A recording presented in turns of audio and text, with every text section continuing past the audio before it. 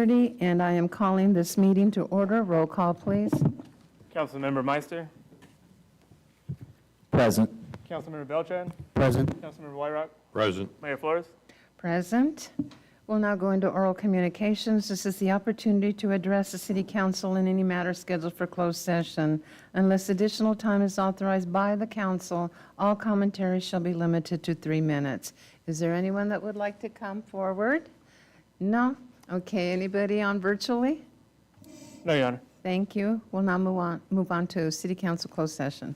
Thank you, Your Honor. There are 3 items for the council in closed session this evening. The first, pursuant to Government Code Section 54956.95, liability claim claimant Blanca Reynoso, agency claimed against City of Porterville. Item 2, Government Code Section 54956.9, subsection D, subsection 3, council legal counsel anticipated litigation, significant exposure to litigation, 2 cases in which facts are not yet known to potential plaintiffs.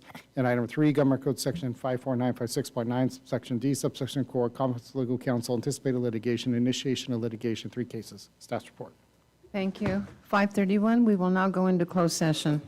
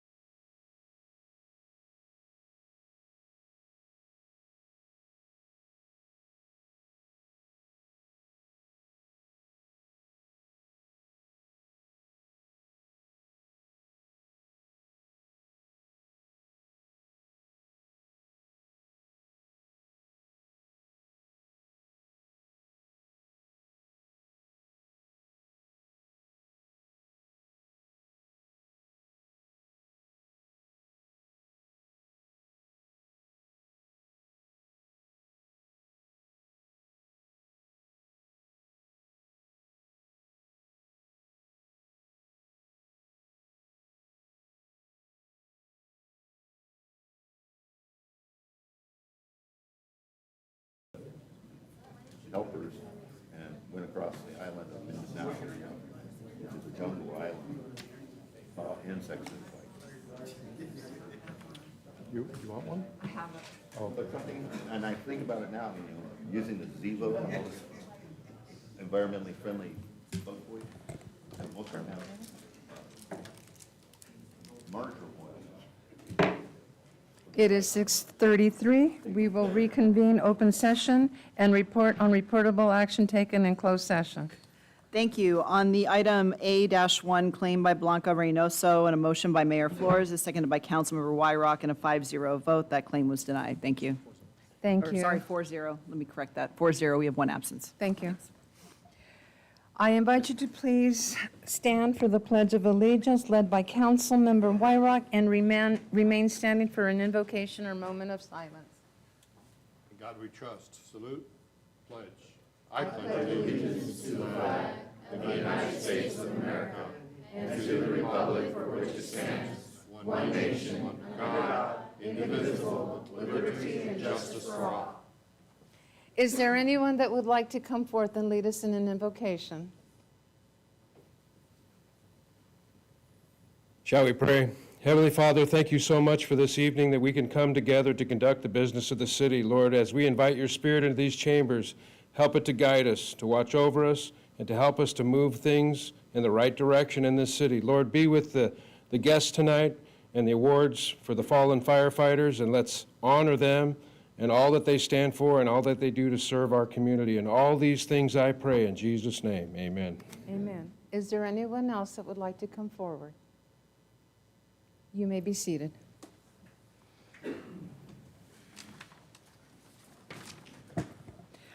We will now move into the presentations. And the first one, the International Association of Firefighters Fallen Firefighters Memorial Dedication. Thank you, Your Honor. With us this evening are Mr. Figueroa and Mr. Jones, who asked to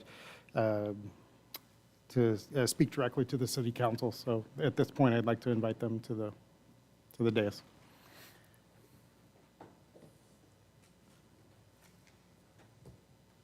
Good evening, Mayor. Good evening, councilman persons. I'll let John go first because I'm going to follow up with where I just got back from Charlotte, North Carolina. So first, we want to make sure that we address what we're here. Okay, esteemed council members, the Jones family and the Figueroa family want to thank you from our hearts for allowing Porterville Honor Guards to participate in the International Fallen Firefighters Memorial. The service was amazing. The Honor Guards marched out 19 at a time to the honor, and I don't know if you guys know how significant that is. There was, in Colorado, there was 19 wildland firefighters killed all at once during a fight. So that's why the 19 was symbolic, right? There was a total of 572 honorees that day. It was a large service, a very large service, but it was amazing. There was a lot of people from New York still dying from the 9/11. The site itself, if you have never been there, look it up. It's an amazing. If you get to Colorado, the grounds are spectacular. Encourage everyone in that area or near that area to get to Colorado Springs and view and look at our firefighters' names engraved on black granite. It's shockingly pretty. It's amazingly at night. It's lit up night. It's amazing. Derek and Larry did an amazing job looking after us. They escorted us to the parade and the family picnic, really above the Call of Duty.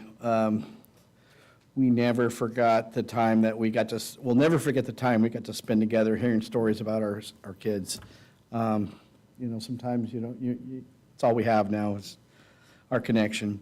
It was very, very special. We were also visited by Sabrina. She joined the party too. We all went to dinner. It was so much fun. And we're so thankful as well. And thank you guys for coming to the ceremony for the Red Cross blanket deal. That was pretty nice too. Okay. The thing about it is the Porterville has to continue to allow at least certain members of their honor guard to participate every year, because it gives a lot of recognition to the city and to the department on how they feel about their first responders, and in this case, it's going to be firefighters, because they always need the honor guard members to be able to present the current families with the flags to the loved ones that they lost. So that's why it's very important for the city to really take into consideration to allow to their honor guards to participate every year.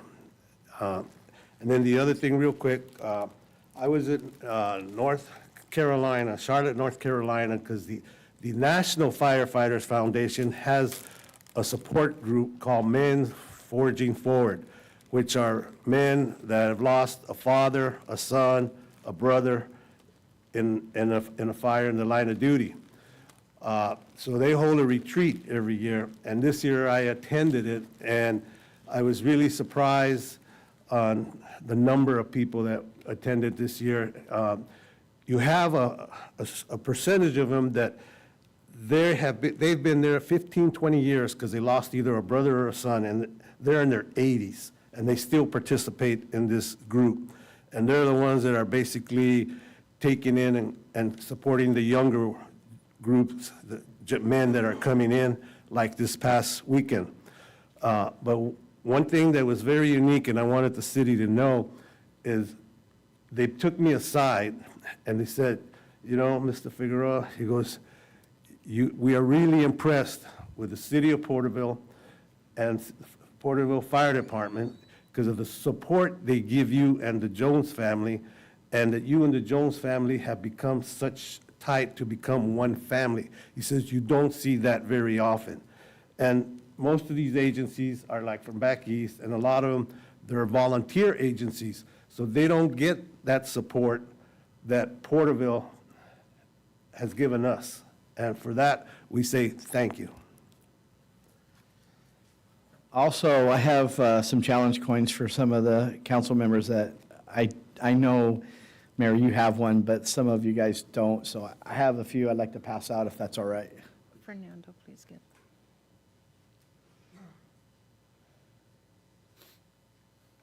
Mr. Jones and Mr. Figueroa,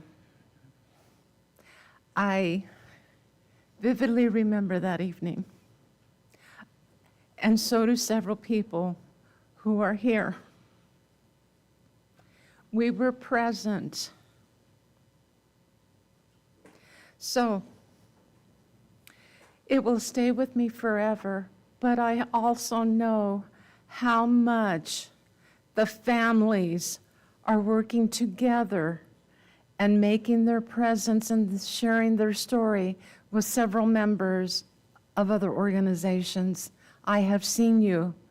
I saw you at the district attorney's event where you were sharing your story. Mr. Figueroa, you told me that afternoon, where you were going, and it was you and your son that were going to go to this retreat. I remember your stories. Your wives. I mean, I am a mother. So the loss of a child, I can't imagine.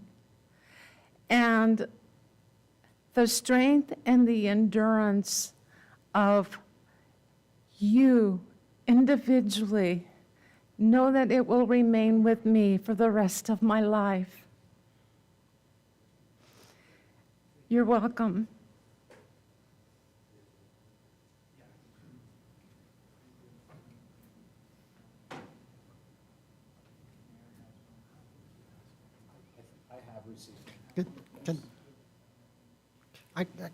Can I suggest that you come off the dais? and Does the Receive vice it to him mayor- personally, that's, I think Vice Mayor doesn't have one. Let's make sure she gets one. Could the families please come up?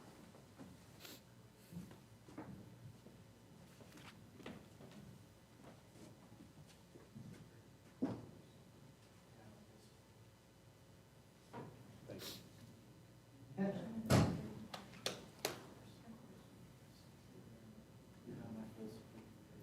you.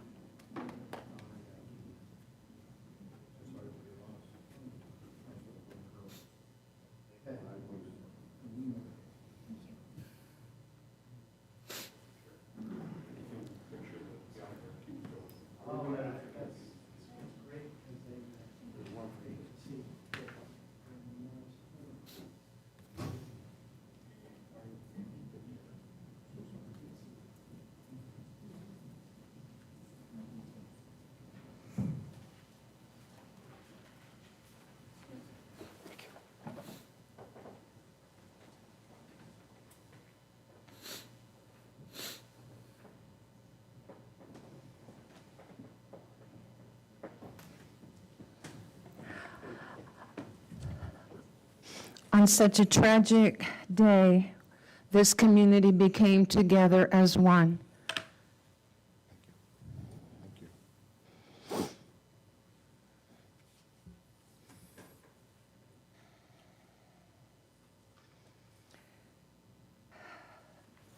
We will now move on to the next presentation, the introduction of the Police Wellness Canine. Couldn't be more appropriate. Ask for Chief Costello. Want to make an introduction to and appreciation to the City Council for its support in the Police Wellness Canine. Bodie.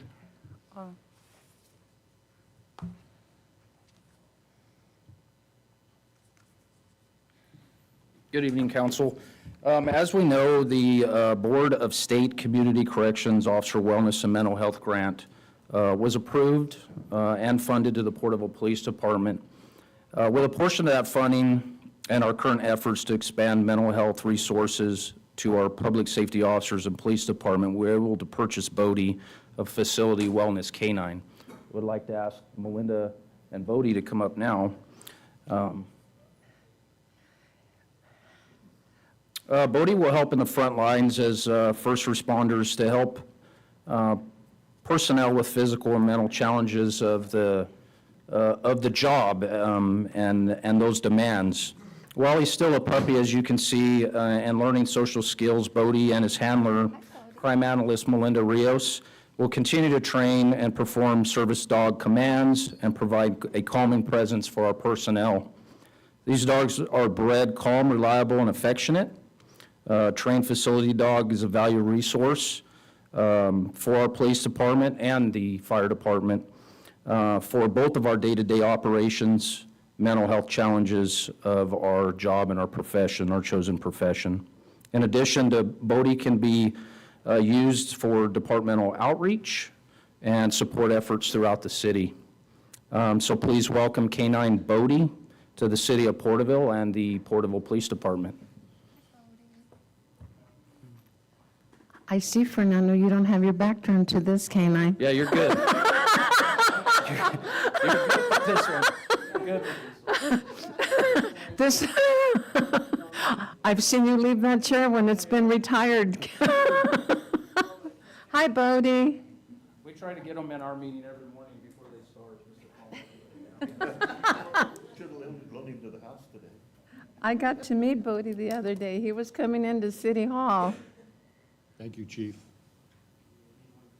He doesn't want to leave now. Thank you. We'll have to borrow them the first Tuesday.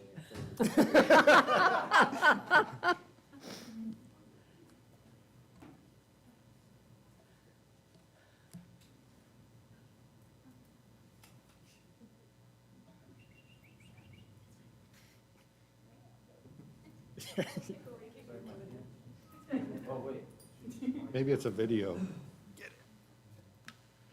Okay. Thank you, Chief. Thank you. We'll now move into the Employee Service Awards, and we will begin with Councilmember Beltran. All right, I got the luck to be able to present the 5 years of City Service Award to Cruz Aguiano. Is he here? I saw him back there, he is, yeah, him and his family.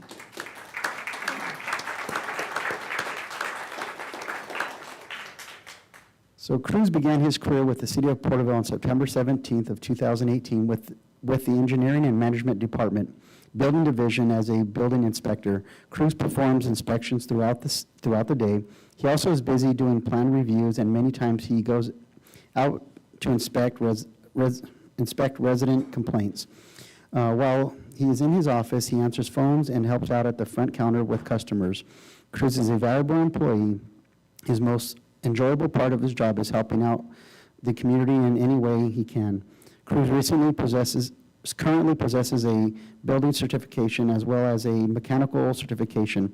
His goal is to keep learning and working on getting more building certifications under his belt. Cruz enjoys music and is in a band. He plays on the weekends and is the band's drummer and entertains weddings, sweet 16s, and quinceañeras. Cruz has been happily married with his wife Hilda for 25 years. They have 6 beautiful children, 3 boys and 3 girls, and 1 grandchild. Thank you for your continued service for the city of Porterville, and congratulations. Thank you. Thank you so much. Appreciate it.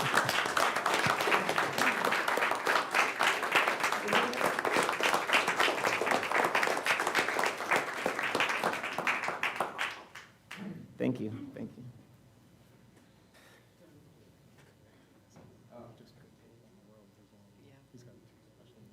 He helped me with my building permit recently. It didn't pass.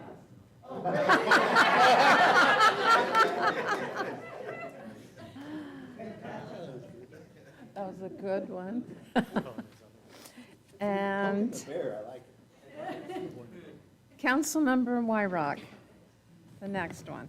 Thank you, Mayor. Erica Young, are you here? Erica, hi, would you come forward, Erica, please? Hi, Erica. 5 years of city service. Communications dispatcher, Erica Young grew up in the Porterville area and attended Wenatchee High School. After graduating high school, she furthered her education at Porterville College. Erica brings a total of 7 years of dispatching experience to the city of Porterville. Erica began her career at the Tulare County Sheriff's Department and later transferred to the Porterville Police Department on July 16, 2018. Erica currently serves as a communications training officer and has been instrumental in the training and development of new communications dispatchers. On a typical day, you will find Erica extremely busy answering phones, 911 calls that even include public requests, medical aids, fires, police incidents, and providing critical information to responding police officers and firefighters. As a communications dispatcher, Erica is often the first point of contact with a citizen in need, and it all starts with a phone call into our communications center. We are all very fortunate to have a person such as Erica to meet all of our community's safety needs each and every time a call comes in. During her time away from work, Erica enjoys traveling and spending time with her 4 grandchildren, and her husband of 21 years, John Young. Thank you, Erica, for your continued service to the city of Porterville, and congratulations on 5 years of service. Thank you.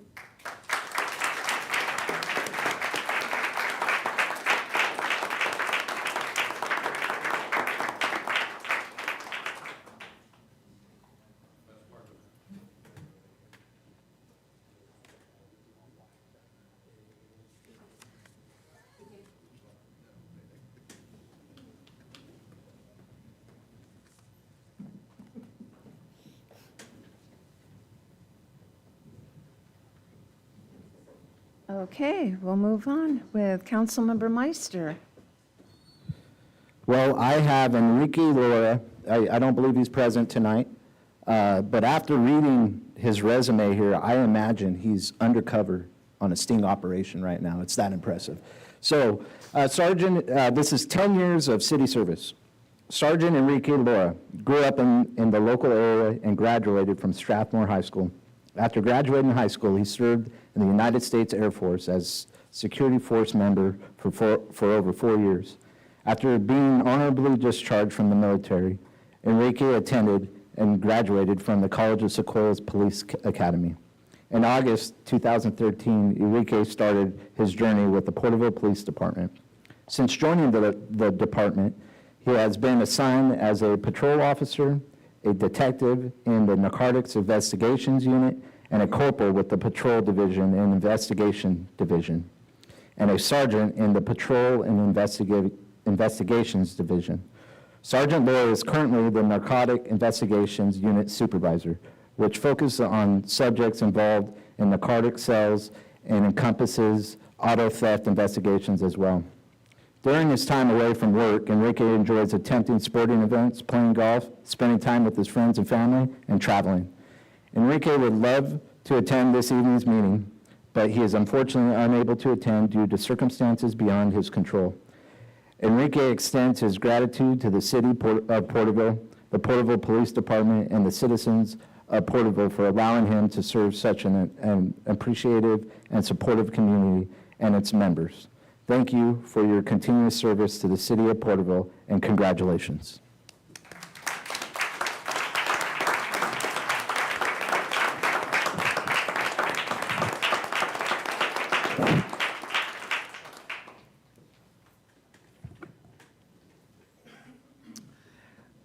Gordon Trott, are you here? There you are. For 15 years of city service. Gordon began his career with the city of Porterville on September 29, 2008, with the Public Works Department.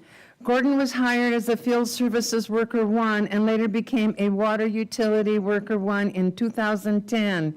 In 2015, he promoted to a Water Utility Worker 2 and was again promoted in 2017 as a Water Utility Worker 3, where he is currently assigned.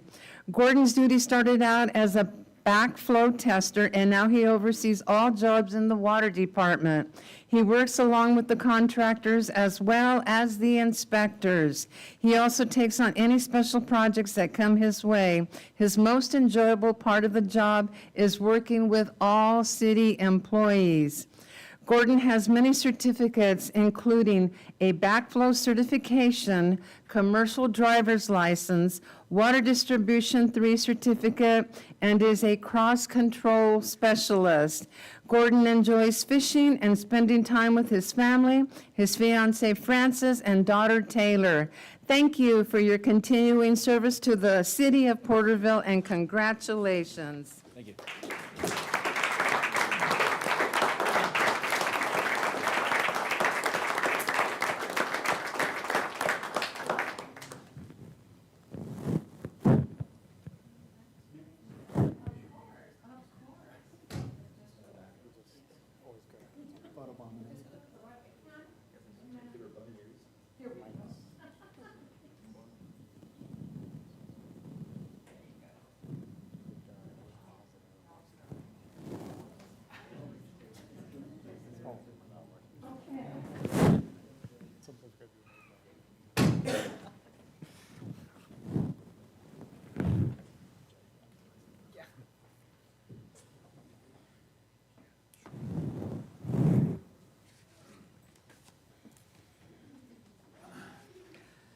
35 years of city service.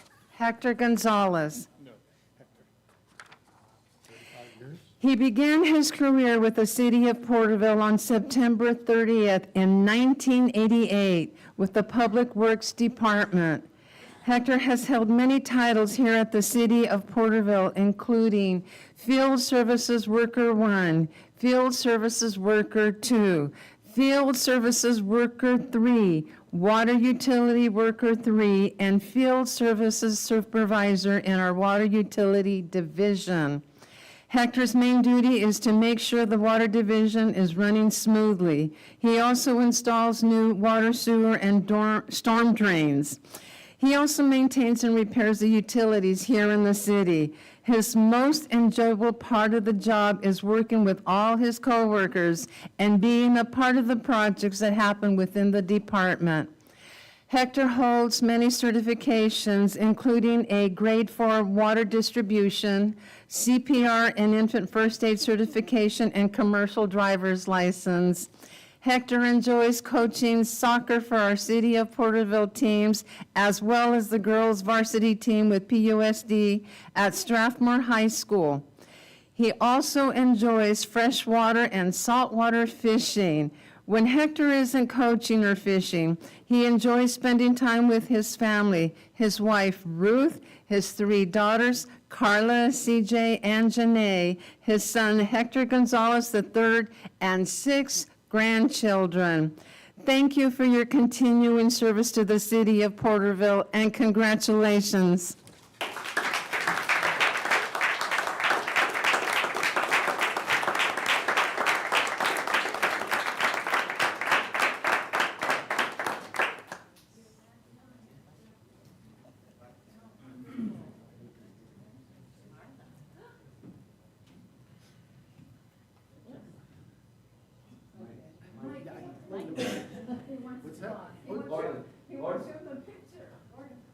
Family photo.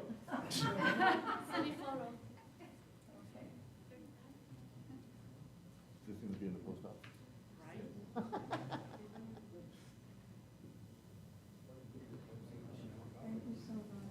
Get a word from him, 35 years?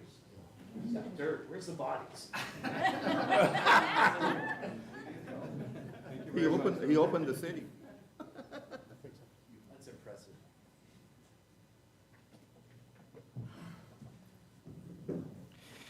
Can I say something with having recognized Hector and Gordon? So kind of circling back to your first presentation. As I was watching during Mr. Jones and Mr. Figueroa, those two gentlemen were on tractors in the library that night. And LA Search and Rescue, which was here, said they could come ride with them any day. They said they were among the finest operators they'd ever worked with. So I just wanted to show my appreciation to them, and I saw it in your face. And yeah, I just want to say thank you. Thank you to each and every one of you. That's a lot, a compilation of many years of service with all the employees. It is appreciated. Okay. We will now move on to the next presentation from the Office of Assemblyman Devin Mathis. Yes, we're pleased to have with us this evening Chief of Staff for Assemblyman Devin Mathis, providing a legislative update. Mr. Matthew Tuttle. I said Chief of Staff. Mr. Matthew Tuttle, Chief of Staff. I Thank apologize. you. Hector, 35 years, huh? I think maybe you guys found your next council person when he retires.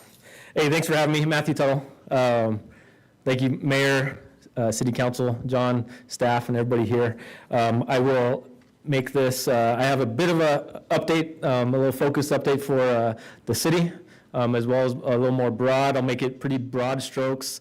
I'll tell you, I'm up here with my hat on from the state. I saw some of you guys just last week with a different hat on, and respecting that, that hat, then I'll make it as brief as possible.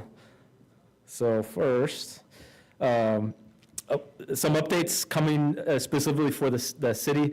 I'll tell you straightforward, I don't have any really good, real positive updates.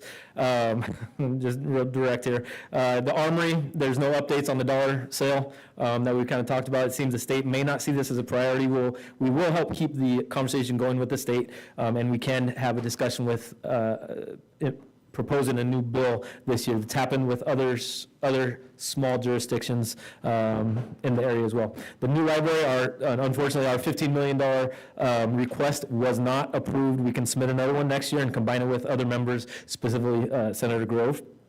The post-law enforcement program at Porterville College, no official updates as well from the state level, but consider may need to speak directly with Porterville College. A few avenues can be approached that we can discuss about as well, but all through the college kind of avenue. And our office can definitely help facilitate that if needed. Former general treatment area at the Porterville Developmental Center, or rather the potential use of. So the Department of General Services at the state has full jurisdiction on this. All of our prior legislation and budget requests have failed because DGS wants all funds to go directly through them and not directly to these types of projects. We can continue to lean on them as well, though, for the state.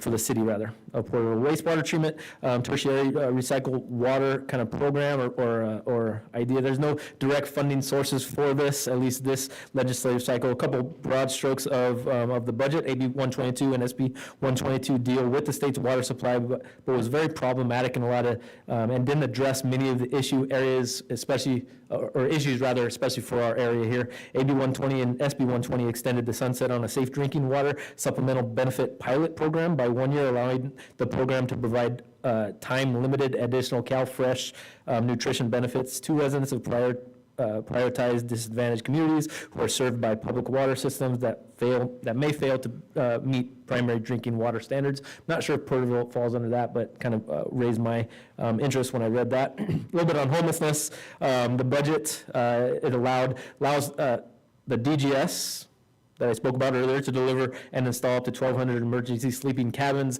These are more for large metropolitan areas. It's not really specific if it would include an area like Porterville, but it would be worth it to at least follow through and kind of look into.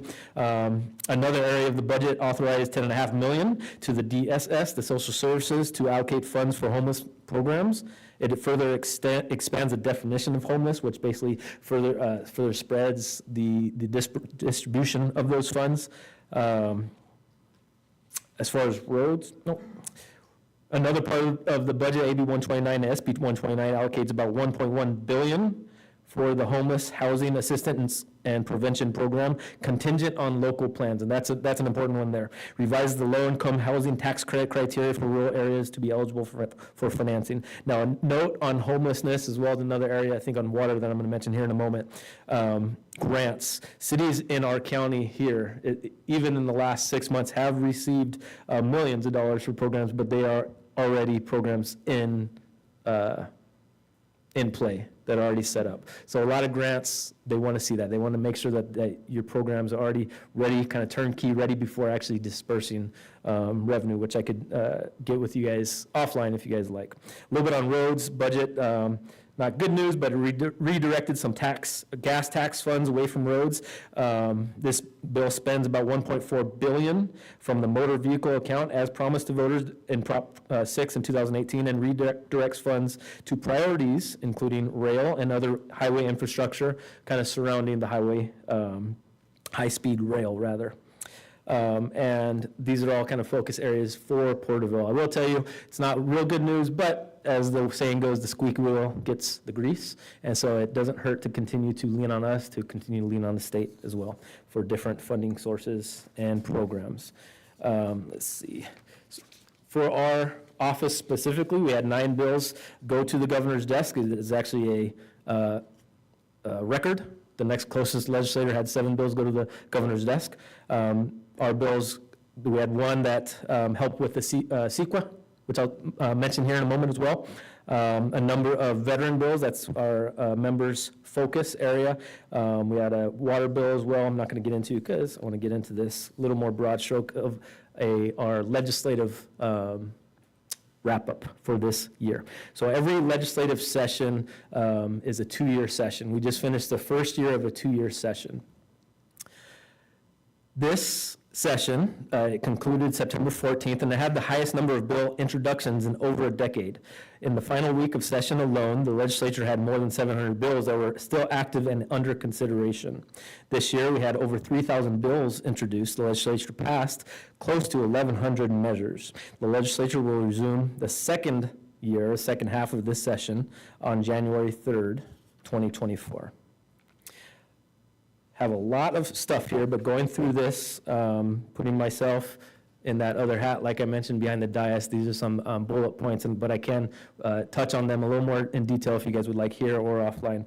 There's a bit of a Brown Act reform, which should kind of perk interest here, right? That has a lot to do with COVID-19 and kind of the effect of COVID-19 and how we meet as a body here, or how you all meet as a body here. AB 557 would eliminate the sunset on AB 817, which it's a provision of law allowing local agencies to use teleconferencing without complying with specified Brown Act requirements during the proclaimed state of emergency. This measure was passed by the legislature and is pending final action from the governor.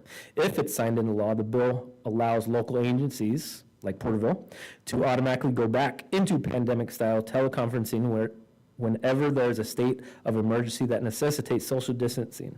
Additionally, it extends the time frame by which the local governing body needs to recertify a state of emergency from 30 days to 45 days, just to avoid unnecessary kind of meetings. I mention that because the state of kind of where we're at, that's a realistic possibility in the next, say, 12 months. Given the recent leadership changes and the appointment of new Assembly and Senate committee chairs, it's likely that the Brown Act reform will continue to be considered and could have alternative outcomes depending on the priorities and decisions of this new leadership. At the state legislature, we had new leadership changes both at the top in the Senate and Assembly in both houses, as well as it's still going on. It's kind of like halftime, so to speak, where the committees, all the committees are starting to get restructured as well. A bit of CEQA reform, the California Environmental Quality Act. This piques interest because it definitely is a hindrance and needs to be reformed, and it has a lot of bipartisan interest. This legislative year, AB 1307 provided that the effects of noise, okay, so to go back, there was so CEQA is a hindrance on a lot of development. Earlier, I think is this year, there was something out of UC Berkeley where the surrounding residents challenged a CEQA requirement of noise, saying that a 1,100 unit housing development would affect the environment so much, the CEQA's environment, that one challenge turned down that whole development, 1,100 development, housing development rather. AB 1307 was a direct response to that. It provides that the effect of noise generated by occupants and guests on human beings is not a significant effect on the environment. So there's a lot of little loopholes like this in stuff like CEQA, maybe LAFCO as well, and others. And so this is one example of some reform. There's a couple others too, but that one kind of stuck out a little bit more as a something to chew on, so to speak. It's similar, stuff like that is kind of similar. Fentanyl prevention is a big focus at the state legislature this legislative session as well as this next year as well. With a growing number of fentanyl-related fatalities in California, legislators introduced a plethora of legislative initiatives aimed at mitigating the impacts of the epidemic. You could expect more of that this next year as well. A little bit of housing and land use. So there's something called the Surplus Land Act, SLA, is probably familiar at least to a bunch of your staff. And so that, similar to the CEQA reform, is being looked at to be reformed as well. This year, the legislature made progress on reforming the SLA, or the Surplus Land Act process, through two big measures, AB 480 and SB 747 under existing law. I won't explain that, but as far as the SLA, that is something interesting to, I think that could help equip you all on the dais as well, as far as understanding what the Surplus Land Act, and it is being reformed right now. And for benefits of time, then I'll stop there and maybe just take a note if you guys want to be educated on that a little bit more. As of today, these two SLA reform bills have yet to be signed by the governor. Hopefully they will. Has to do with development, I'll tell you. Economic development specifically, and how the city connects to that. Revenue and taxation, there's a couple of big propositions that will be on the ballot, and they'll likely be on the ballot in November and not March. ACA 1 and ACA 13, not going into the weeds of those, but those both have to do with raising thresholds, or at least affecting the threshold of new taxes coming out. They're very similar, but they are also different, ACA 1 and ACA 13. And they both should be on the November ballot, yes, not in March. Those have to do with taxes, and those will be a big issue coming up, and those are a bit partisan. Those are good to look into. I'll tell you in my other hat as well, I know the League of California Cities does stand on one side of that issue than the other, and so likely if you guys haven't heard from them, then you guys will as far as passing resolutions. But it's a good one to at least understand as far as moving forward what's best for the city of Porterville. Water. I'll tell you, water, like Mark Twain says, whiskey is for drinking and water is for fighting over, and I think it's always probably going to be like that, especially in the area that we live in. Water policy continues to be a major legislative focus of the California legislature.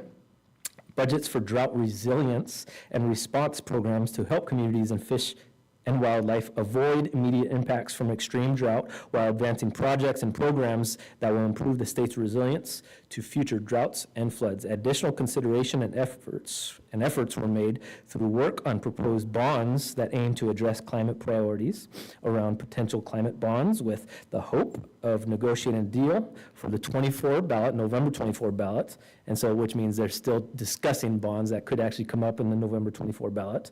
Funding categories for a proposed climate bond are anticipated to include water recycling, food production, clean energy, wildfire mitigation, coastal resiliency, and protection of agricultural resources. I'll go back to that point that I made before about how a couple of cities in our county here have received millions just in the last 6 months or so with programs and water, what was the term? Drought resilient programs. City of Tulare, you can look it up, they got a big chunk of money for a program that's already actually there. And so that kind of goes back to what I mentioned, programs that are already in place, looking for funding is where a lot of these grants it'll be a prerequisite, so to speak, to get those grants. There'll be there's 8 ballot initiative measures that are qualified for the statewide ballot. Doesn't mean all 8 are going to be there, but they've qualified. They still have maybe a couple more hurdles to jump before they get there. A couple I already mentioned, the tax, the ACA 1 and ACA 13. ACA 13 was a direct response, rather, to the upcoming Taxpayer Protection and Government Accountability Act. That one will be a big one for our voters and our tax base as well. Good one to kind of look into it. It's going to repeal kind of a case law and make it a little bit harder to pass taxes if it's passed. Let's see what else do I have there. In addition to qualified measures, there are a number of initiatives pending certification from the Secretary of State that would address issues related to the state's open records law and lobbying activity transparency, providing that local land use laws supersede state laws, and reforming Prop 47 to lower thresholds, dollar thresholds for what constitutes a felony in theft cases. That's getting a lot of attention, and it's likely to be on the ballot as well. And that is my update. Thank you, Mr. Tuttle. Up there, if you guys want to get together offline with more details, then I left my card with your ACM. Yes, we have them. Good.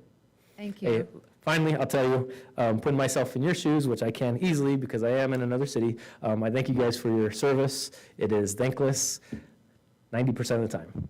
So thank you guys for doing what you do. Thank you.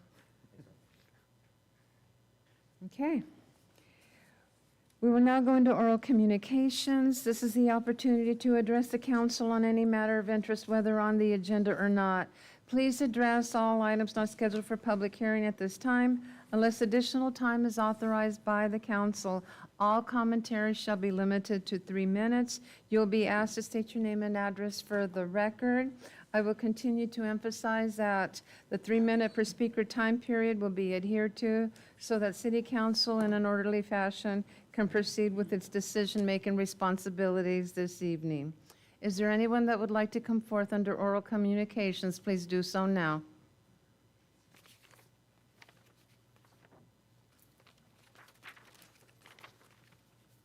Good afternoon. I came in hopes to finding some help for our homeless situation that we have. Please state your name and I'm address. sorry, my name is San Juanita Flores. I'm sure. There we go. Now it's down to my size. My name is San Juanita Flores, and my address is 32099 Indian Reservation Road here in Porterville.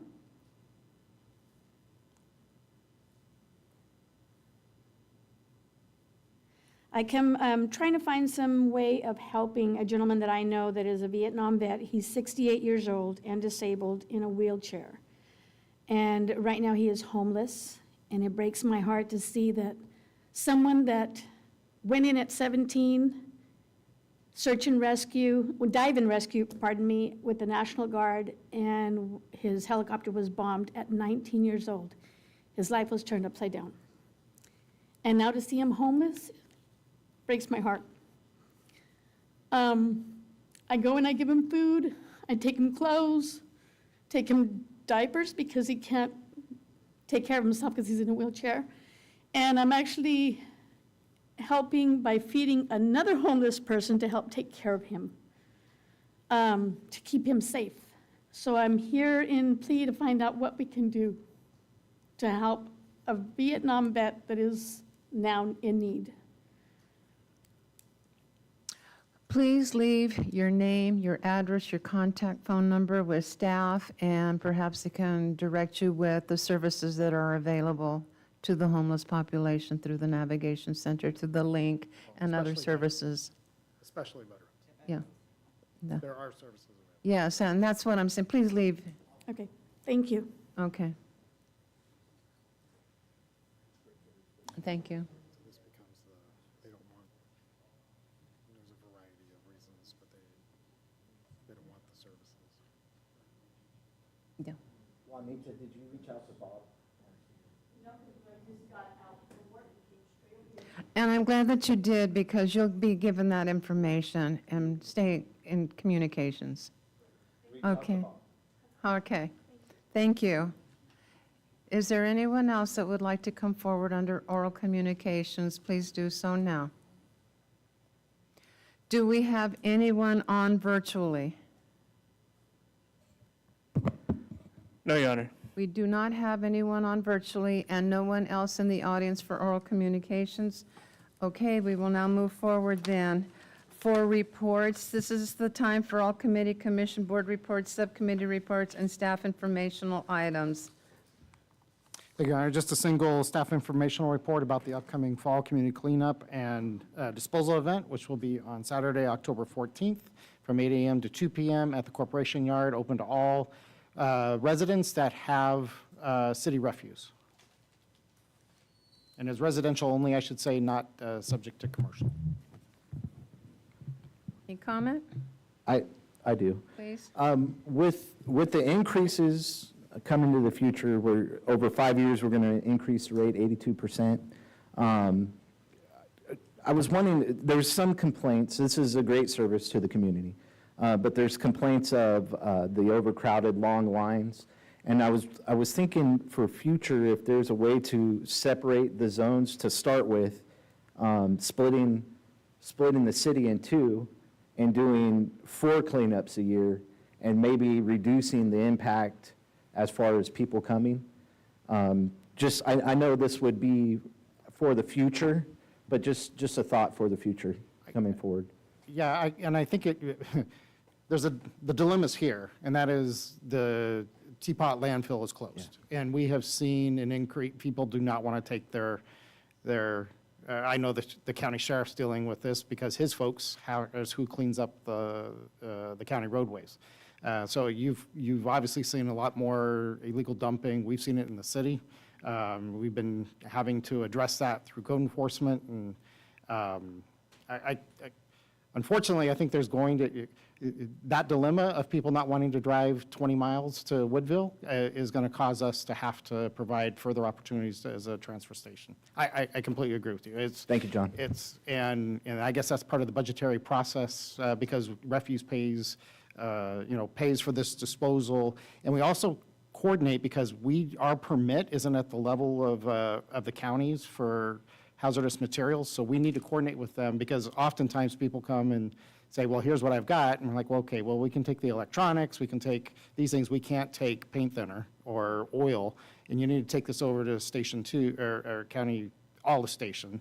I've done this myself personally, here's what we can take, here's what we can't, so. And that's just because of the licensing that the state has, the county has a higher license than the city. Yeah, great points, and tires as well, right? We can't take that stuff, but there's, and if you go online and find the list, you can see what you can and can't take. Thank you, staff, for providing this. Any other comment? No other comment? We'll move on. We'll now move on to the consent calendar. All consent calendar items are considered routine and will be enacted in one motion. There will be no separate discussion of these matters unless a request is made, in which event the item will be removed from the consent calendar. All items removed from the consent calendar for further discussion will be heard at the end of scheduled matters. Council, how do you wish to proceed items 1 through 13? I'd like to pull agenda item 13, please. 13. No conflicts to be noted, no. I was going to also pull an item, number 6. Number 6. Okay. Item 6 and number 13 have been pulled and will be And placed. item number 1, just for additional piece of information that I'm seeking. Thank you. Item number 1, 6, and 13, and they will be placed in the order as numbered at the end of scheduled matters. So do we have a motion for items 2 through 5, 9 through 12? I'll make a motion for the consent calendar items 2 through 5 and 8 through 12 to be approved. I apologize, 7 through 12. I thought 7 was pulled. Oh, pardon me, no, that's Six. right. 7 through 12, Yeah, thank you. Okay, I so second that motion. we have a motion and we have a second. No further discussion. Call for the vote. If I can, just as a clarification, that I do have a conflict of interest on number 5. Note conflict of interest. Proximity to real property. Okay. So it's still through to 5, 7 through 12. We have a motion, we have a second. No further discussion. Call for the vote. Passes unanimous 4-0. We'll now move on to the second readings. Item number 14. Thank you, Your Honor. We have one second reading this evening, and that is to give second reading of ordinance number 1904 in support of zone change PRC 2023-006-Z from RS1, very low density residential, to CMX commercial mixed use, to allow for the application of development standards of commercial districts. And if you'll recall, this was for the larger flagpole at the Seventh-day Adventist Church at Linda Vista and North Main. Thank you. How does council wish to proceed? I make the motion that the city council give the second reading to ordinance number 1904 and waive further reading and adopt said ordinance. I second. We have a motion, we have a second. Further discussion? None. Call for the vote. Passes 4-0. Thank you. Read by title only, Your Yes. Honor. An ordinance number 1904, an ordinance of the City Council of the City of Porterville in support of zone change PRC 2023-006-Z from RS1, very low density residential, to CMX commercial mixed use, to allow for the application of development standards of commercial districts. Thank you. We'll now move on to the scheduled matters. Item number 15. Thank you, Your Honor. We have now before us 5 scheduled matters, and I'm going to excuse myself on this first one. Please. Thank you, Your Honor. The first scheduled matter before you this evening is addendum number 6 to employment agreement between City of Porterville and John D. Lawless, and Ms. Liu will be presenting the staff report. Thank you, Ms. Hildreth, Mayor, members of the council. This office was directed by the City Council to draft a contract addendum to amend the city manager's employment agreement with the City of Porterville to provide for a salary increase of 3% effective January 1, 2023, bringing his annual salary for this year to $196,479.50. The proposed increase is provided in recognition of the city manager's excellent work and achievements on behalf of the City of Porterville, and also reflects and is consistent with the compensation increases that were previously approved by the council for the employees citywide over the past few years, which were not provided for in the city manager's agreement. As was also directed, the city manager will continue to receive an annual adjustment of 2% for the remaining years of his contract term, which ends on December 31st, 2026. The recommendation is that the city council approve the addendum number 6 to the employment agreement between the City of Porterville and John D. Lawless. Happy to answer any questions if you have any. Thank you. Thank you for that. Council? Any comment? No comment? No questions? Okay. Recommendation? I make the motion that City Council approve the addendum number 6 to the employment agreement between City of Porterville and John Lawless. I'll second. And second, no further discussion. Call for the vote. Passes unanimous 4-0. Thank you. And we need Mr. Lawless back in here.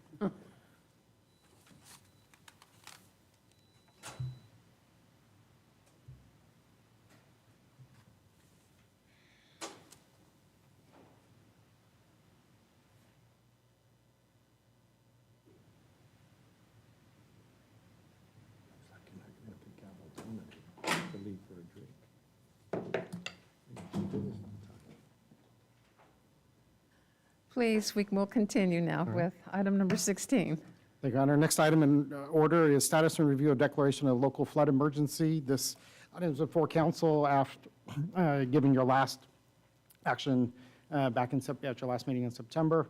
Really only items of note. We've seen a slight decrease in the number of individuals staying at the Armory. In fact, we dropped beneath 20, I think, one of the nights this last, and there's a census, provide that every meeting, what the ongoing census is of the count that is there. The two children continue to be staying there, and again, those are still services that we're wishing to try to find options for.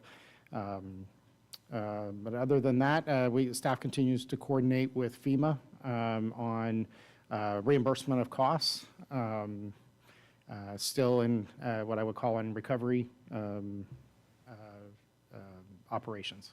So with that, subject to the city council's consideration of conditions and whether to maintain a declaration of emergency.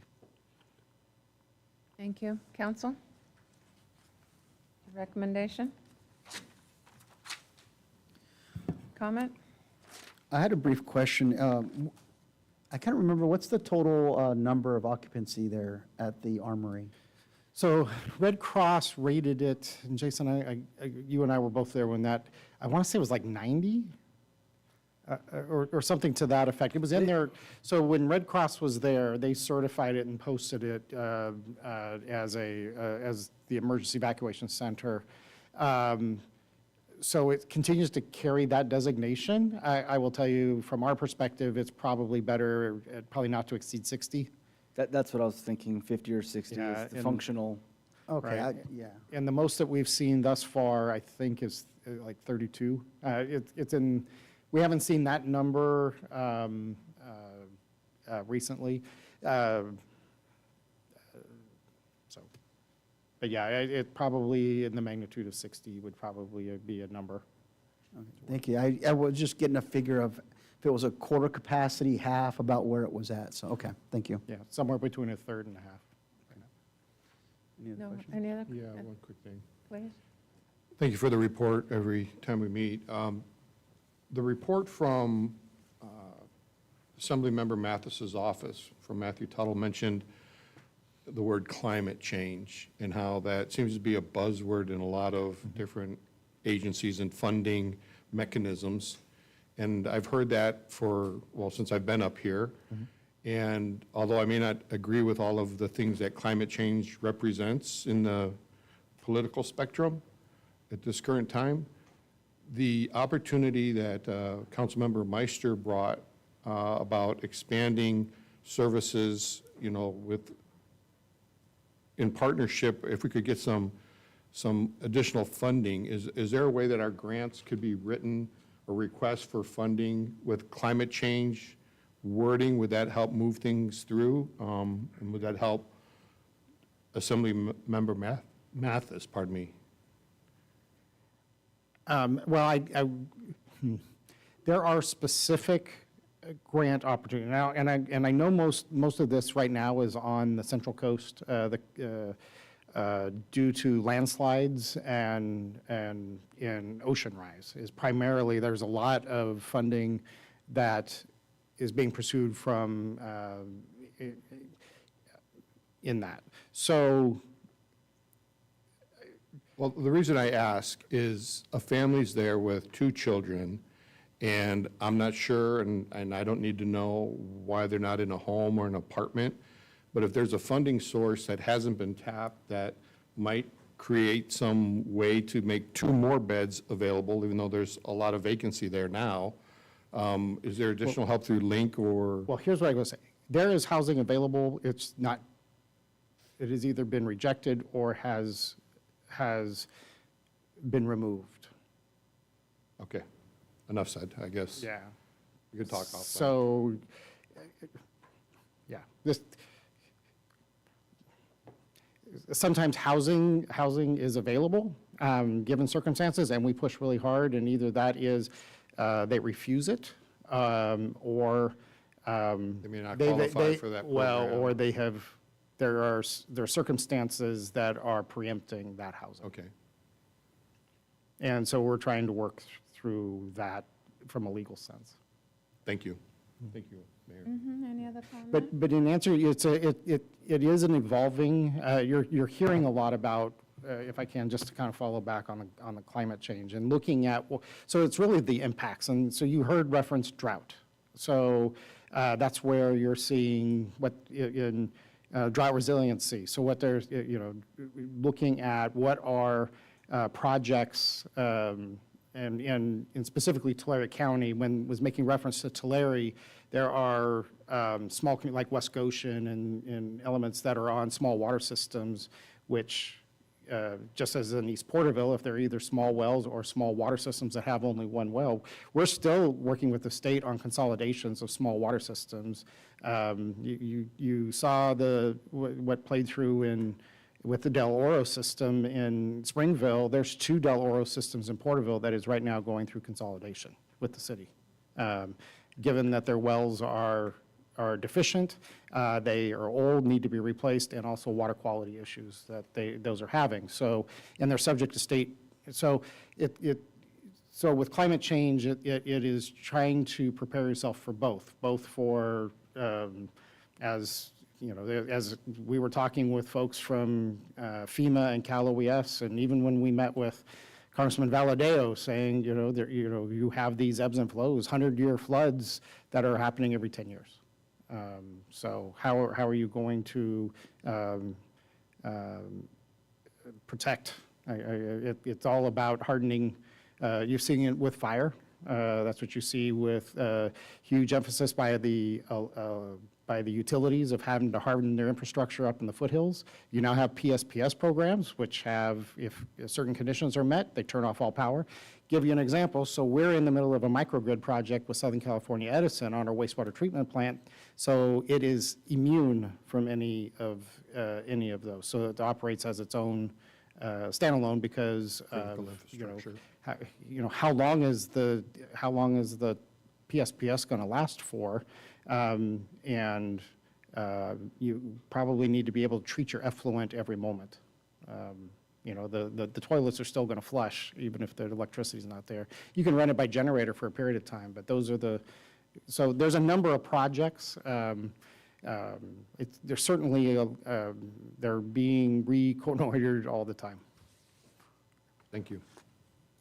Well, no, I would just add, staff has pursued grant funding, which we utilize in the Navigation Center, right? It's around $2 million a year.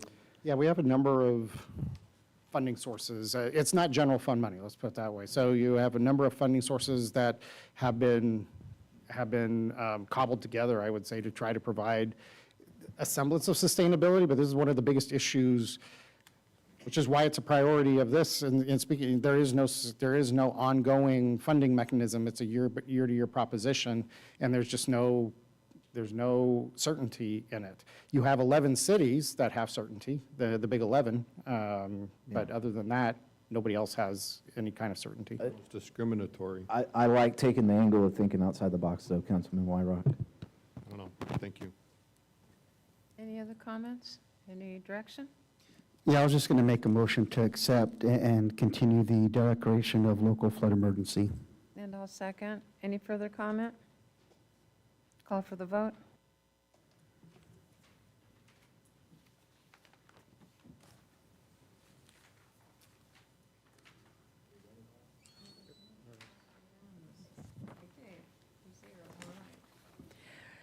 Now we will move on to the scheduled items that were pulled. Number 1. Yes, thank you, Your Honor. Next scheduled matter in order would be, was item number 1 on the consent calendar, which is the purchase of a Liburn Training Tower. Item was pulled at the request of Council Member Wyrock. Happy to answer the questions, provide the staff report. Councilmember? Thank you. I really like what I read in the package. It's a well-prepared plan. What caught my eye was the standpipes and the ability for people to be trained on, getting to a different location at a different elevation to install the hoses and to firefight in those locations. And I know that we have some buildings here and some, like the courthouse and our future library, that may have standpipes. But we also have buildings here with elevators. Now, I'm not suggesting we put an elevator in there at that big cost, but what if there was a door that acted as an elevator door with a little platform on the other side, and then you had another door up at a different elevation with a platform and the controls, just for additional training opportunities for elevator use and not use and lockout and not, and however all that works. I would just be curious to know if that would be worthwhile consideration. I fully support this, and I'm going to vote to move forward with it, but I just wanted to know if there's any value to maybe finding a false door and a platform. Yeah, no, excellent question. So we do annual training, elevator training on different sites throughout town. Okay. The plan for our training grounds is we have working on a master plan. So the live burn commercial vent prop with the standpipe and other training options is just one part of our master plan. In order to bring an elevator training facility there would be quite expensive. Yeah. We do have the good fortune of having several sites in town that allow us to do that, and that is part of our annual scheduled training that we do. Thank you, Chief. You're welcome. Thank you, Mayor.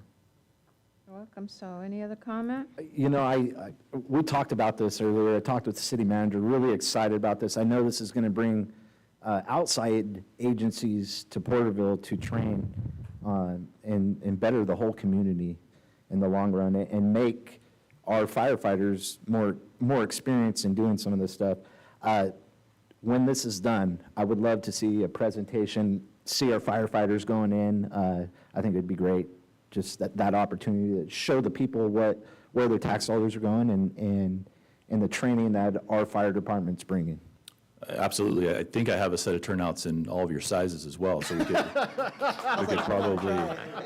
I was going to say, yeah. You have an no better AED way. on the first landing for me? No, I would be more than happy to do that and do a tour of the facility once it's completed. Yeah, Good thank you. stuff. Okay. How do you wish to proceed? I'll make a motion to accept the recommendation that the city council approve the purchase of a custom 4-story Draeger live burn training prop at a cost of $1,584,468.27 with an additional 10% contingency of $158,466.83 for the total not to exceed $1,742,915.10. I'll second. Any further discussion? Call for the vote. Passes unanimous 4-0. Thank you. We'll move on to item number 6. Thank you, Your Honor. Next scheduled matter in order was consent item number 6, which is authorization to negotiate a consultant contract with Sports Complex Baseball Field Design. Items pulled with request of Councilmember Beltran. Happy to answer the questions to provide the staff report. Councilmember Beltran? Just so, the reason I pulled this is because I was looking at the overall scores of the different companies, and I noticed that the top 2 was just a 1-point difference. But the reason I pulled this was, we talked about it before, is trying to get as much local business as we could with different ventures that are going on with our community. And given that there is only a 1-point difference, my recommendation would be to go to QK. One is that not only are this states that they're in Visalia, but I believe they also have an office here in Porterville. And so with the backup of, like it stated before, just kind of reversing the, Odell would then be the backup if the planning did not work. That's just the thinking I was going in pulling this item. I don't know how you guys felt about that. Comment? I agree with you, Ray. A good catch. Is there any input from staff on Odell Engineering compared to QK Inc.? I'll defer to Mr. Sanchez or any that were involved in the scoring. Sure. Thank you, Mr. Wallace. One thing I would add is that for consultant ratings, one of the rating items is the presence of a local office, or if they had a satellite office, the proximity to the project. So their QK did get the local points because they're here, but once you take all the other items into account, that was a reason for Odell Engineering edging out QK, was just the project experience in this case. How many points? Is that 5 points, Javier? It is a maximum of 2. Maximum of 2 points? So they, how to, so what that's essentially saying is that they received 2 preference points. So it was a fairly close, there was extra 2 preference points provided to QK versus Odell. correct.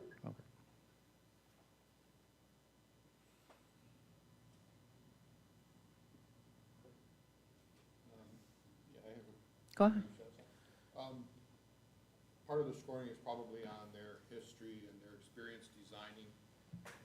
experience designing ball fields. How is that scoring? Who has the deeper resume on designing ball fields? Would it be OK or QK, pardon me?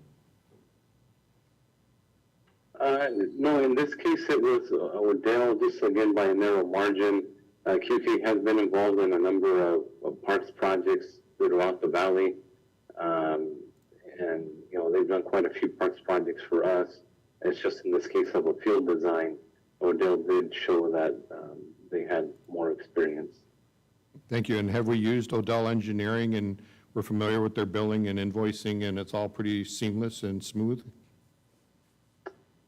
We haven't contracted with them on a city basis, but we have seen plans from them on the development side. Okay, so they'll be partnering and whatever to get it off and running. Okay, that was all I was questioning. Thank you.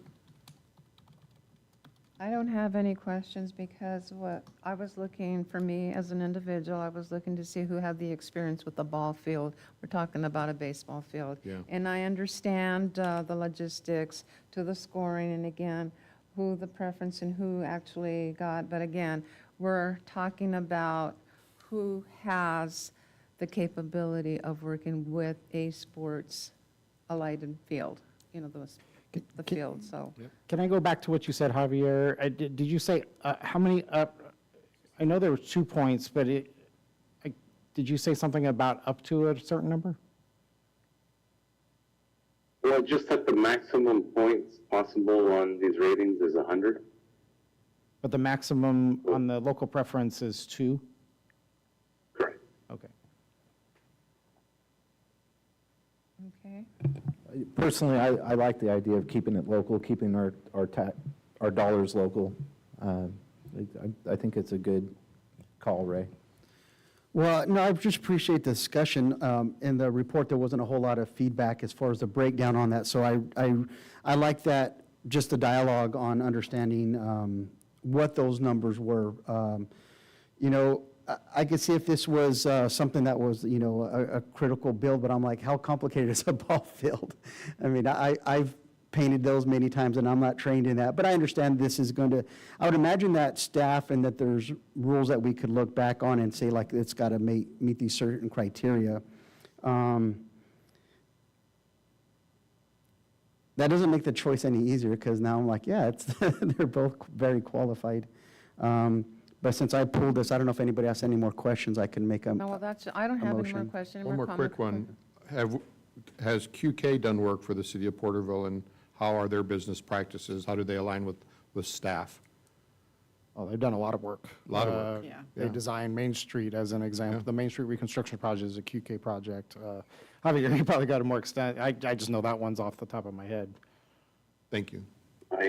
Again, a number of street projects. They did the park. I know it is Chase Park, but it's Fallen Heroes Park Fallen now. Heroes Park, yeah, was their design. Right.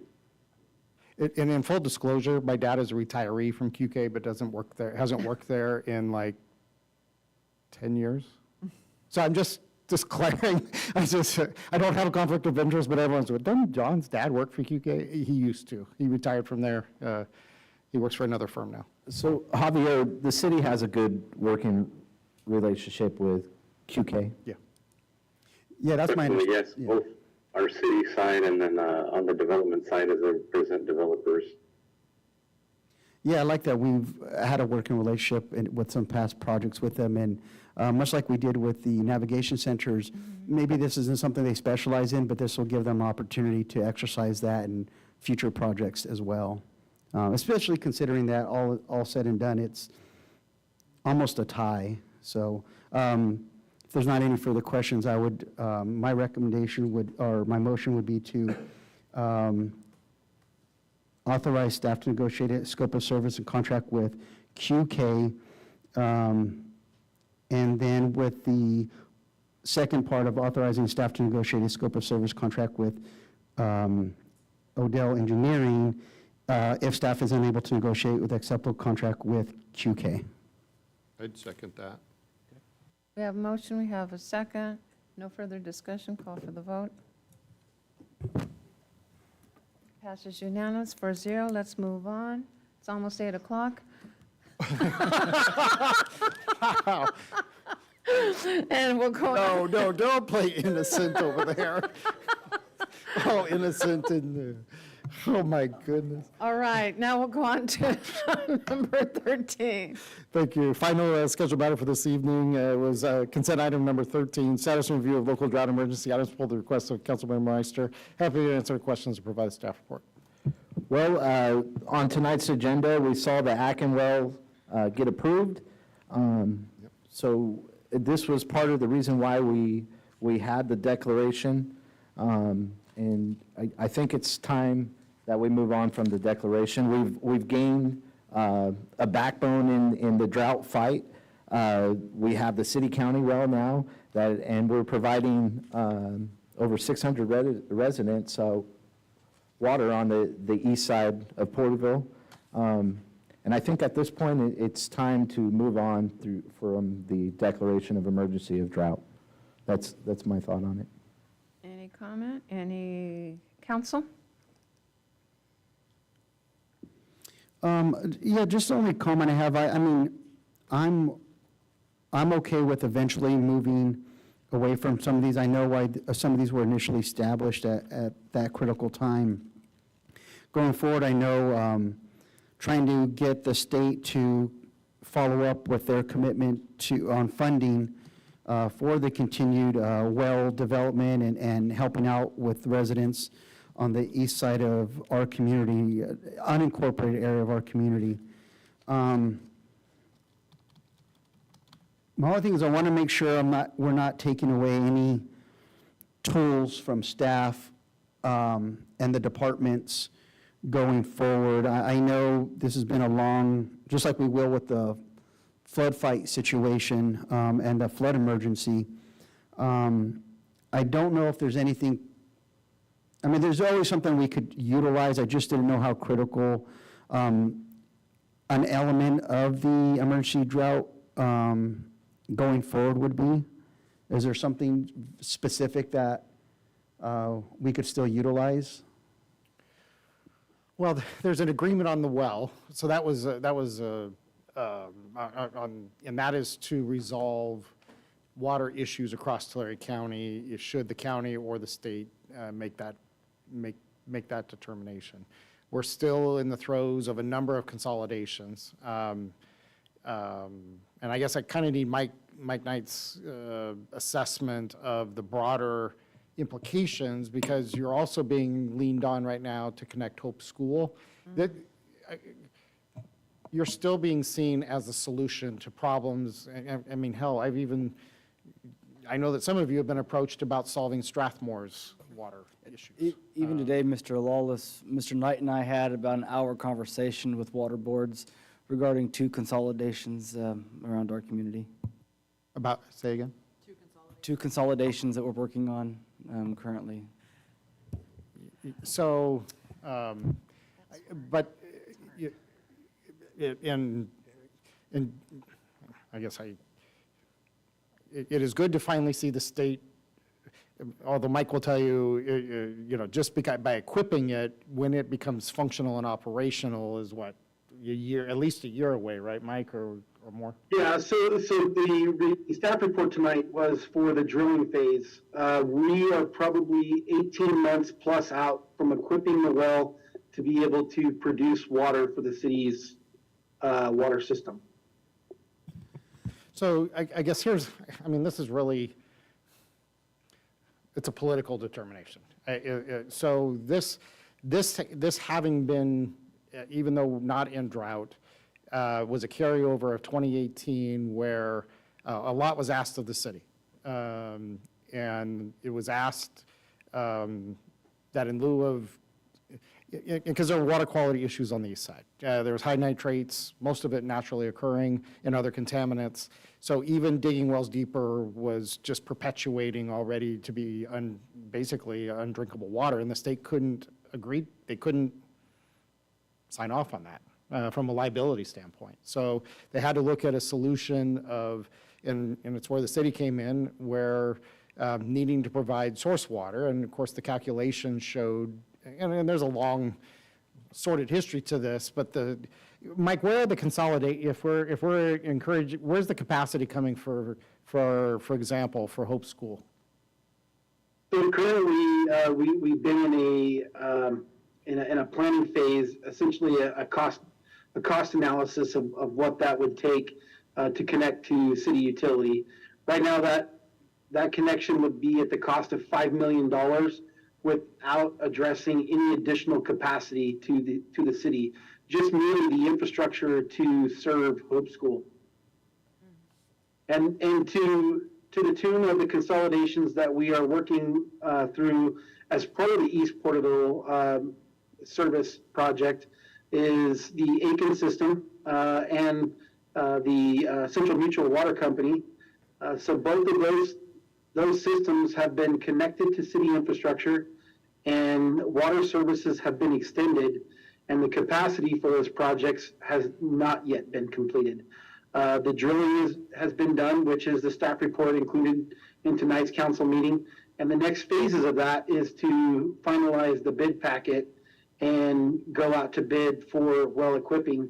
And part of that is because of the inflation that has occurred, staff will have to coordinate with water boards, ultimately amending the original funding agreement package to be able to accommodate the equipping of the well site itself. And ultimately, at a minimum, it would be 18 months, but could definitely extend beyond that, depending on the availability of that equipment when it's ordered and the lead times for that. So it was actually appropriate having Chief of Staff Tuttle here earlier. There's a sordid history that goes back to this, where in the consolidations, Aiken, as Mike mentioned, and Central Mutual, where the state agreed to fund a well at $3 million or $3.5 million for a package of consolidations, which was about 250 total count. Aiken was like, what, 30 homes, Mike, or approximate, give or take?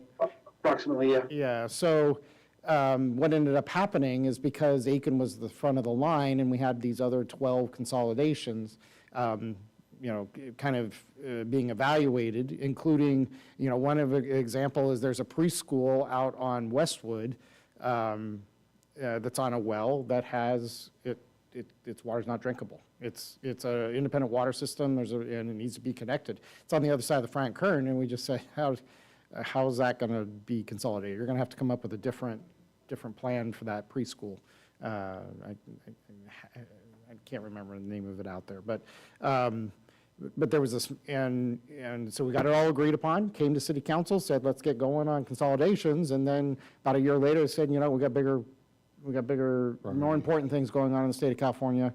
Appreciate you connecting Aiken, but we're going to move on. And so that was you'll often hear me talk about the loss of the Aiken well. That was the agreement for the consolidations.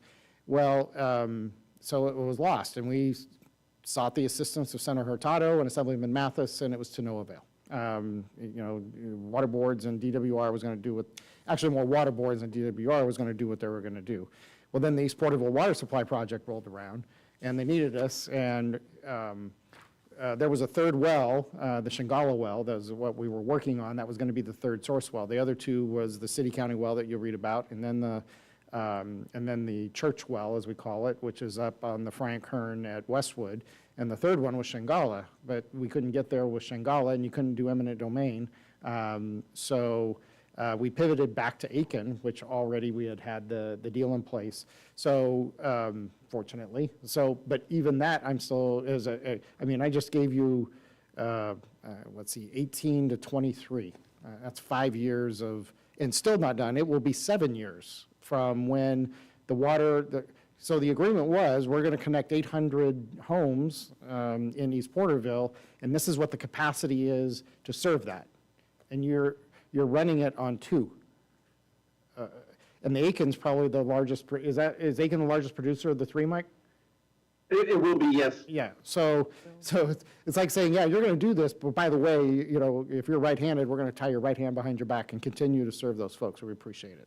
And truth be told, to be candid, if there wasn't conservation being met by the residents, you'd be in a crisis. You would be. Because you wouldn't have the ability, I mean, you know, no good deed goes unpunished. And so the punishment is you would have pressurization problems across the city in having served East Porterville. So this goes back to a little bit, and I'm learning this, everything's tied to different funding sources. So I didn't know, like, for example, if this designation that when we are asking for grants or we're asking for some type of help, that because we have this status, that this moves us up higher on any kind of So I think what the city, scoring? I think I can kind of address this a That's a little good bit. I don't know that there's any true legal benefit or detriment to having it, like because honestly, if it's still an open question, if the drought was never officially ended by the governor, we could always redeclare, like you don't have to necessarily continue it. But here's what I think the city manager's getting at here. In some respects, it serves, keeping it open now serves as a reminder every time the state comes to the city to say, hey, we want you to help, consolidate this or consolidate that. We can keep reminding them, look, we are in a drought. We still have real issues with our groundwater. Every time you come and ask us to serve outside the greater community, we need to, it affects it will affect on the long-term basis the supply issues for our city. So in some respects, it just keeps the issue open and out there, and I think that's kind of what I'm hearing and what the That's city manager's exactly what I getting was at looking here. for, Well, yeah. And then there's a whole nother level of hydrology studies. So where are, you don't, this came up in these part of water, you can't put any wells on the east side. So which is why the city got drawn into this as a supplier. So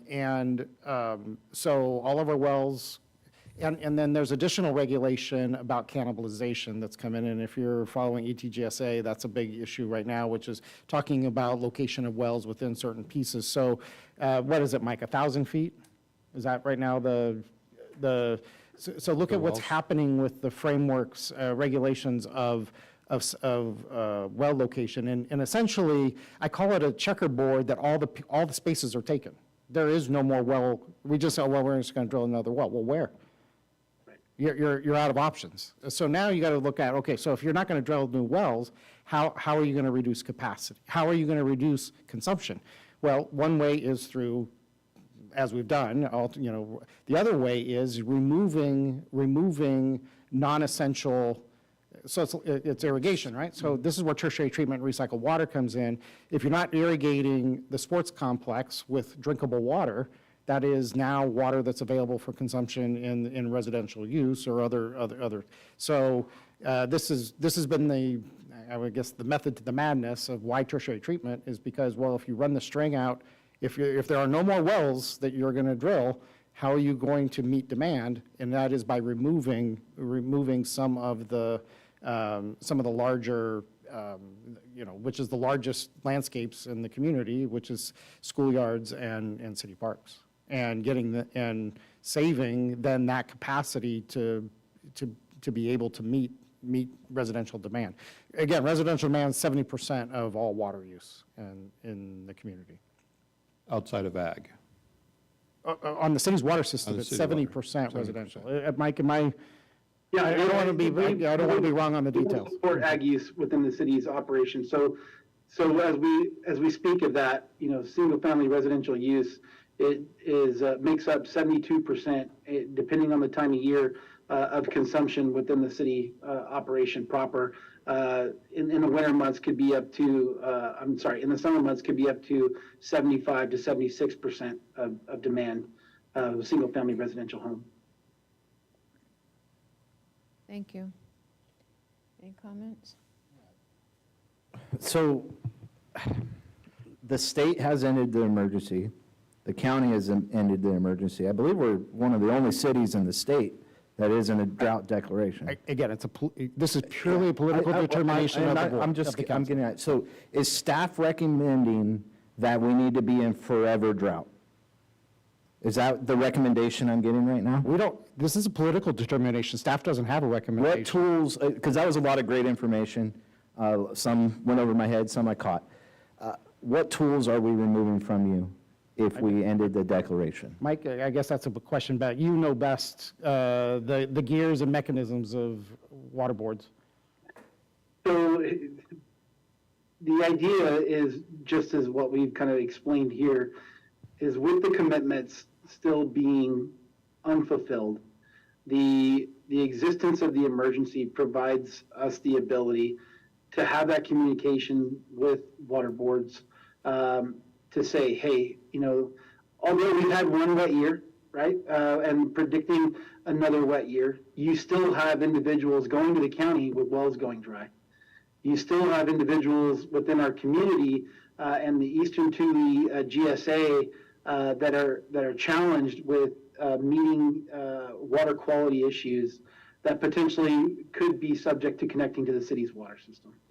So although the time will come where we will make the determination to have to cease the emergency or that it's no longer of its useful life, the given opportunity here is to continue to have that ongoing discussion of the drought impacts to the city that has brought us into a overall approach to meeting the demands of residents that were annexed into the city and those around the perimeter of the city that have not yet received those utilities that are being served to the rest of the community, and that we have the ability to serve because they're within our area, our zone of influence, or within our urban development boundary.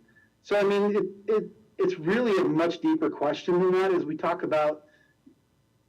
could talk about water all night and really not get anywhere other than be aware of regulation on top of regulation on top of regulation that's going to continue to dictate what consumption looks like, what future uses will be, and how groundwater extraction and surface water will play a huge role in the future of development.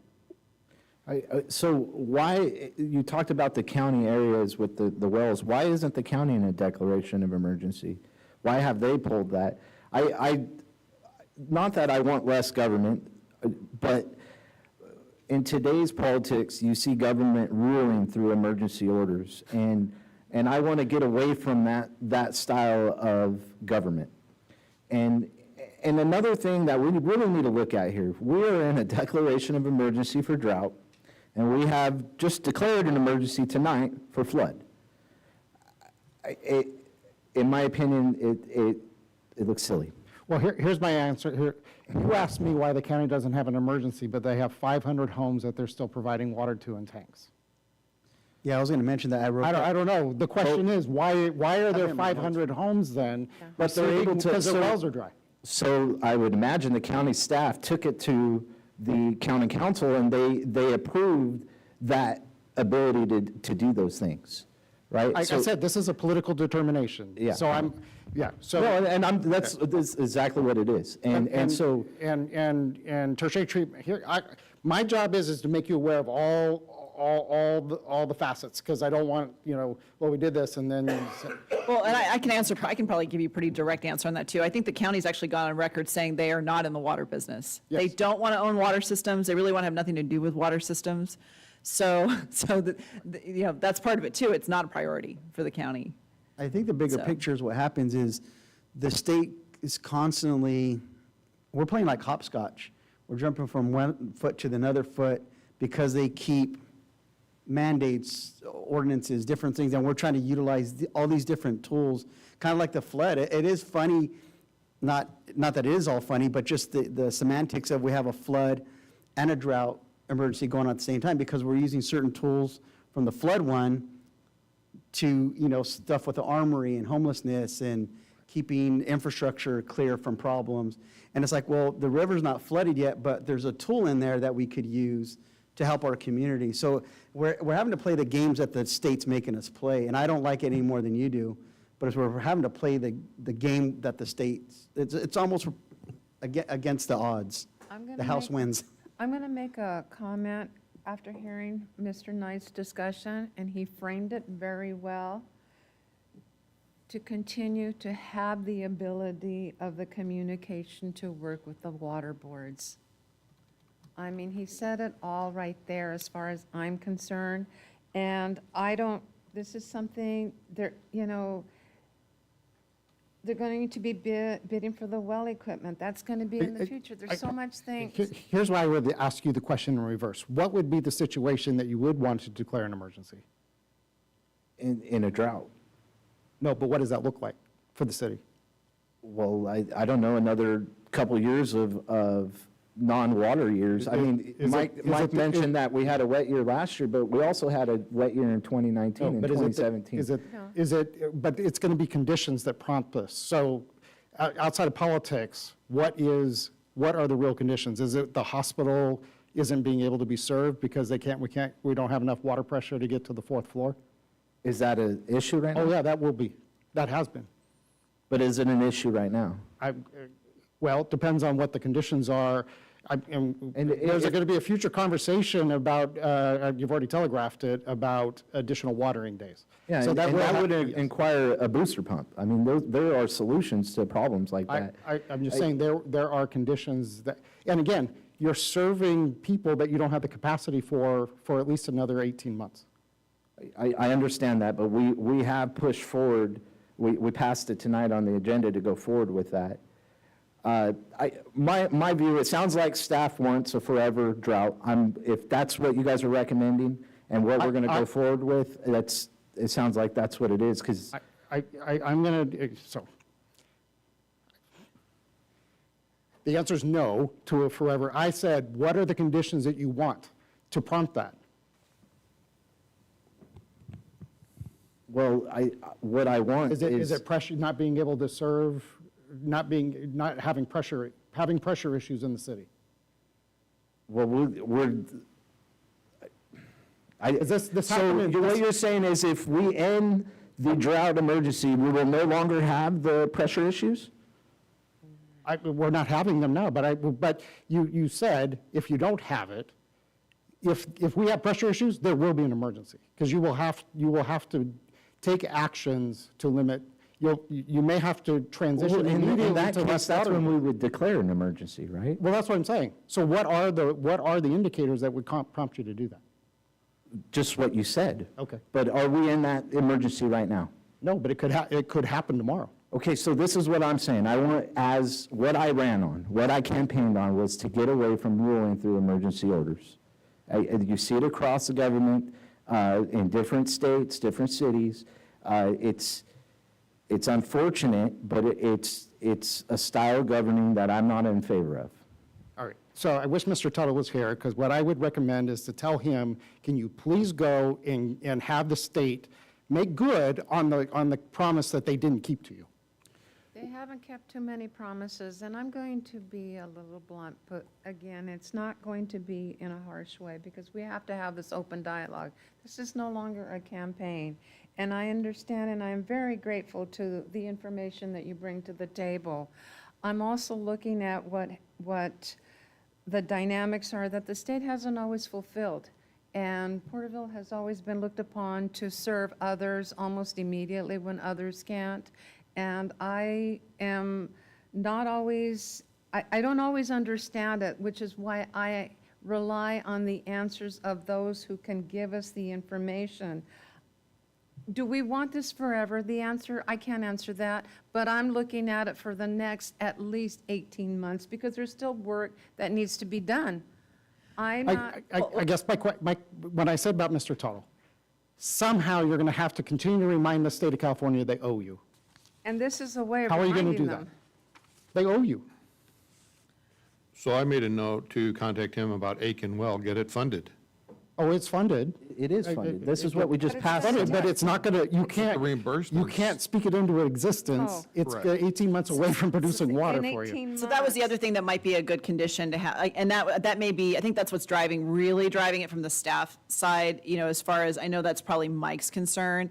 And I think he was just, what he was getting at with his is, I think he would prefer that it stay in place. Yes. Just as a little bit of an insurance policy to keep that pressure on the state of California and making those reimbursements to finish out those projects that we have contracted.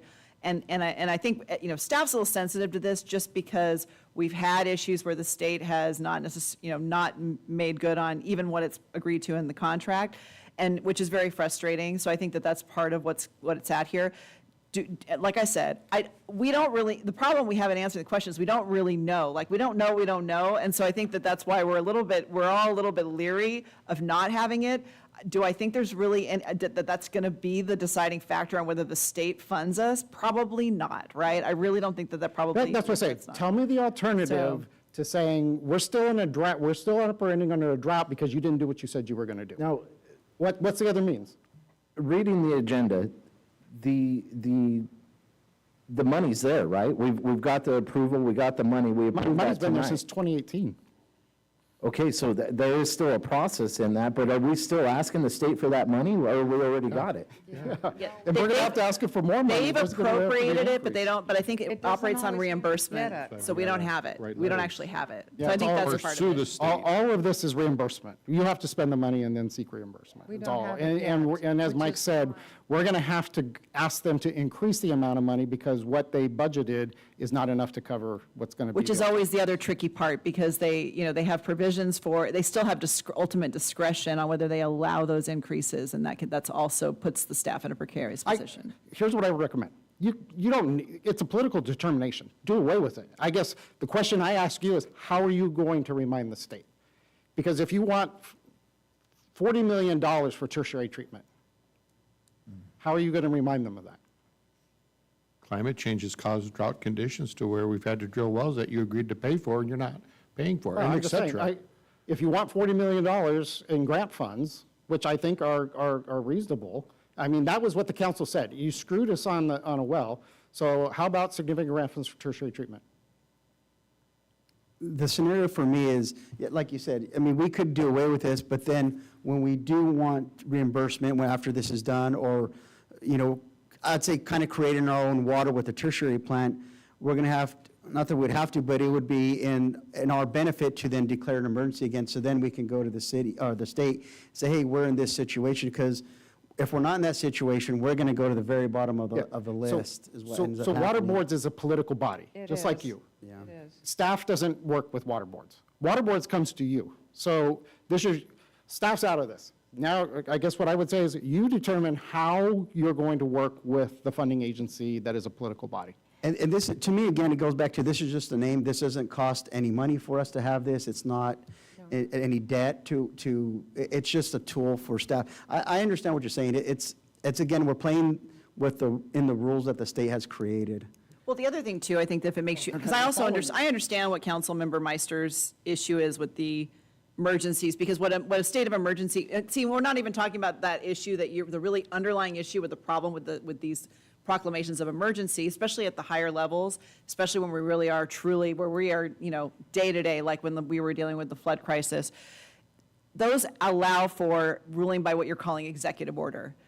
The city of Porterville, especially, I mean, that is not, as you know, your city manager's preferred way of operating. He is not going to go out there and issue executive orders. And you can certainly, condition continuing this on that not happening. Unless we really hit a crisis. And I guess You know that's what the I'm point. There is. Because that is the issue, right? Because that's the problem is when you have these emergencies, it allows for the like your executive to basically have a lot more power. That's the side of it that often people take issue with, because now you're sort of circumventing you as the legislators. You are the local legislators. You're the policy setters. And so, I think that that's another way to approach this, if you'd like to, is that you could potentially put a condition on the use of executive orders during this period, notwithstanding that we continue the proclamation of emergency. I'm just looking for some middle ground. And to be clear, potentially, I if you guys haven't want. issued any of them. The only orders that have been given have been by the city council. Yeah, I don't want I don't to have that horsepower. label that on John, for one. And I don't even have that two, horsepower. Yeah. You're the ones that have the horsepower. I'm telling you, what is your means to deal with a body that okey-doked you? Well, I get where you're going, where with the declaration of emergency to be able to use it as a tool in negotiations, right? And I see where Mr. Knight is able to talk to the water boards without councils. Not water boards, he's with DWR, right, Mike? Both. So East Porterville project was originally funded through DWR. As we transitioned through the project and resulting in the wrapping up of these consolidations, the Aiken well was funded through water boards, DDW. And so the remaining portion of the consolidation capacity is funded through water boards. Who holds the, well, I know the, water boards holds the purse strings on water project funding, do they not? Correct. Yeah. I can just tell you the day that the guy from water board showed up here and told the council, sorry, we're going to have to break your agreement with you, the staff from DWR, Department of Water Resources, sat there and shook their heads and said, idiots. This is politics. So the staff is sitting here going, this is not how this works. We have needs that have to be met. Just because I tell this all the time, you can't will this into place. You can't say we are going to create 600 gallons a minute. You can't. That's what that well is, 600 gallons a minute, 800 gallons a minute? It's going to take building that well to make that. Yeah, so this is a game of chess. It really is a game of chess with the state. And because they have more needs than they have funds available. And so How long have we been in a declaration for? Since 2016. That was when we sat here and with PAC went and put, it's sad. It's sad. It's in your staff report. Went and repurposed soap that cleaned cow udders and put, I don't know how many 300-gallon tanks, Mike, I think they were? 300 gallon, yeah. And we took a water truck, and we had to tell everyone, the city attorney had to write limited liability waivers, and we went and we serviced these once a week. So people were getting 300 gallons of water for the week just to meet, so they could have water in their toilets. And we sat here with PAC, and it was novel. And it was just, and it was complete. It was a complete, and it only took because international media got involved, and it became Reader's Digest wrote motor. So now a thought, just thinking out loud. It took we're going on 8 years to get this well, and that was $1 million, right? And so we're going to use this tool to get the tree, which is $40 million. So this is going to go on a long time. Well, and maybe there's a better, I'm asking you, what is the better way to play politics with a board that holds the funding? I just wonder if they're even And that's why I listening to the said, politics. your keys to this are your representatives at the state, because this is all state funding. So this is where Senator Hurtado and Assemblyman Mathis, he was here. I said, you need to say, this is one of your priorities, tertiary treatment. What are you doing to facilitate the city receiving $40 million? It's a $120 million project, but you're going to have a proportional share of because, there is no 100% grants. Unfortunately, cities like ours are not on the priority list. And even using the declaration, I feel, doesn't get us on that list. I guess really the bigger discussion, what are the other means that is it lobbyists? I don't know. I don't know what the right keys to the locks are. This is the one that's been being used just as a constant reminder. You still haven't done, your question is great. 2018, everybody got water, but not the source. I mean, it's like saying, the residents of Porterville are subsidizing the system at the insistence of the state, quite frankly. For a while now. Yeah, continuing. Well, I think we've had enough discussion on it. If any of you are ready to make a motion. If I may, I'd like to, I know we all really appreciate Director Knight and all of his efforts to, keep this all orchestrated. He's like a concert conductor up there with all these moving parts. And I rode with him one time out to Eastern Thule GSA meeting, and, he filled my ear. And it might be nice for a few of us to sit down with him and have a cup of coffee and talk about this strategy.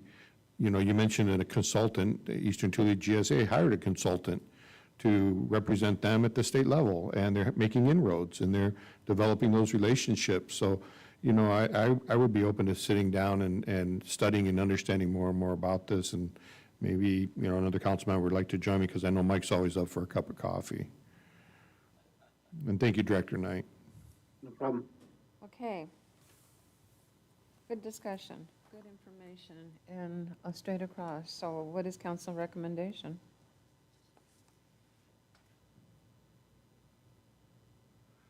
Well, Councilmember Meister, I'm not sure if you had a different idea. If not, I was going to go with staff recommendation and continue. Okay, I'll make the motion to continue the local drought emergency. I'll second. Any further discussion? Call for the vote. Passes 3-1. Thank you. What if it would have been 2-2? Then it would have been a 2-2, but it's a 3-1. It would have failed by, yeah. Now we'll go on to the AB 1234 reports, and we passed 8 o'clock. Sorry about that, Jason. All right, this is the time for all AB 1234 reports required pursuant to Government Code 53232.3. The first one is Tulare County Association of Governments from September the 18th. That was mine. They had a lot of resolutions and the approval, the consent calendar, the agenda, the items of action were the minutes of August the 21st and May 17th for the technical advisory.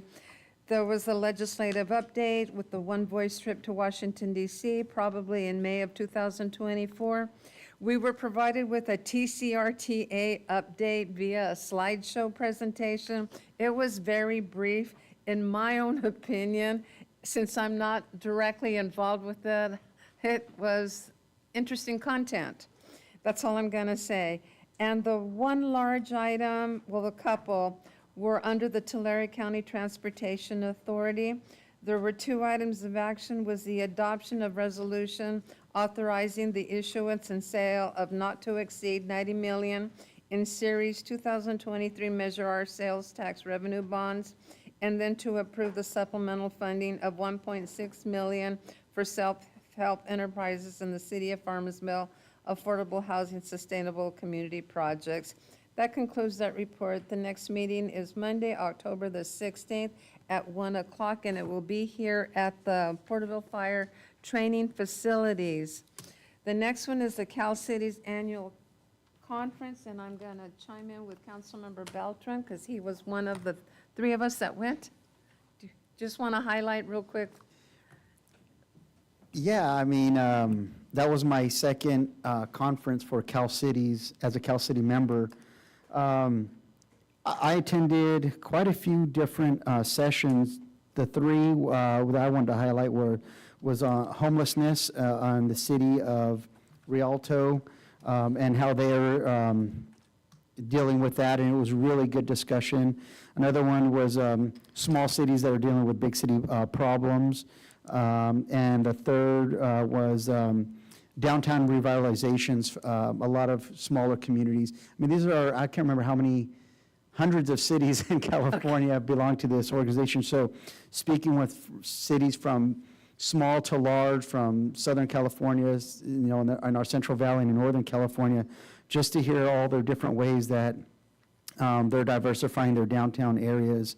It would be really neat over the next few months to speak with business owners, people in the community about some of the ideas and see what might help in our community. But it was really fun. Great networking opportunity. The expo was all the different vendors that were there with from management, golf course, restrooms, finance. There was so many. I was over 300. I think you stopped at all of them if I saw you. Just about. Just about all of them. I wish they were there a little bit longer to get to all of them, but being new to city council, it really helped communicate with other cities about our size and some of the issues up and down California. They're no different than our discussion we had tonight. So it was really beneficial and well worth the time. So I enjoyed seeing you guys there as we all came up. I believe there was 7 of us that went, and so I felt Porterville was well represented, but also that we're really working hard to try and find solutions for our community. So Thank you for that highlight, because I will tell you, we do go, we don't all attend the same conference sessions. We're all separated, so we bring back a lot of information. The ones that I attended was California cannabis 7 years after legalization, and I heard the discussion.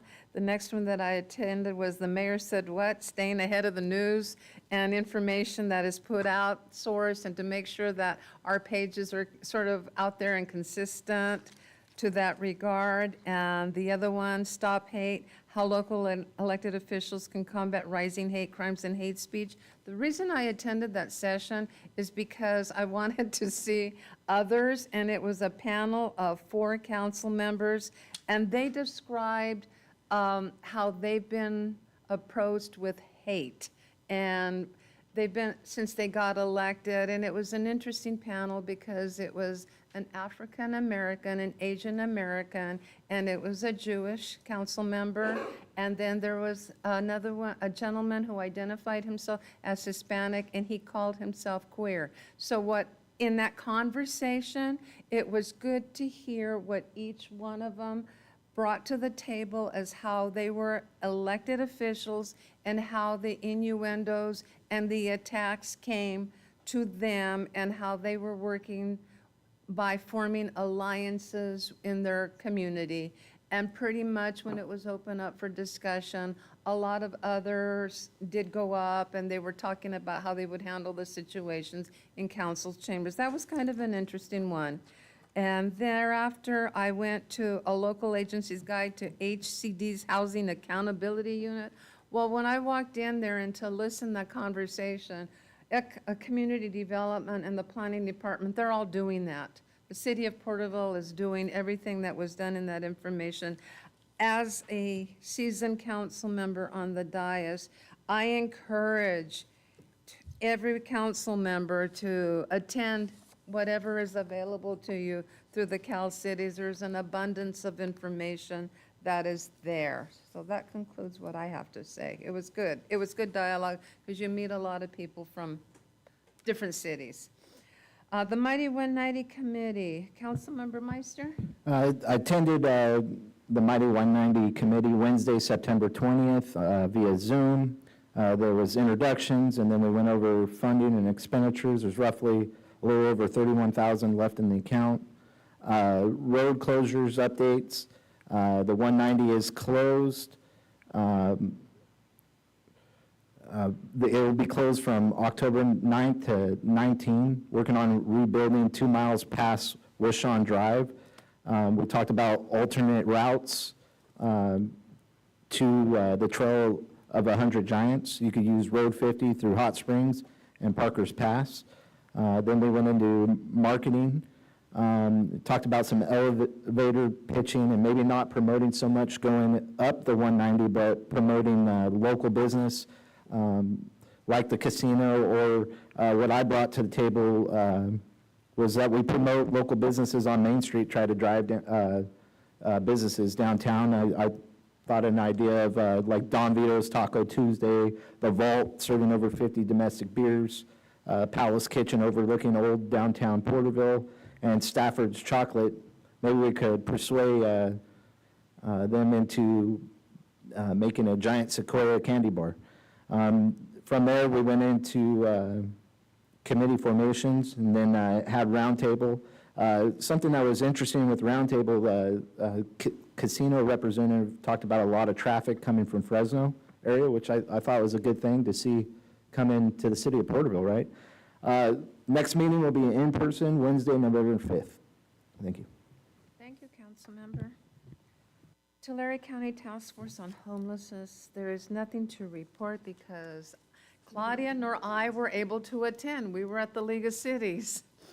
Tulare County Economic Development, Mr. Lawless, Mr. Ridenour, and I attended in person. There were no public comments. The minutes of August the 23rd and the financials of August the 31st were unanimously approved.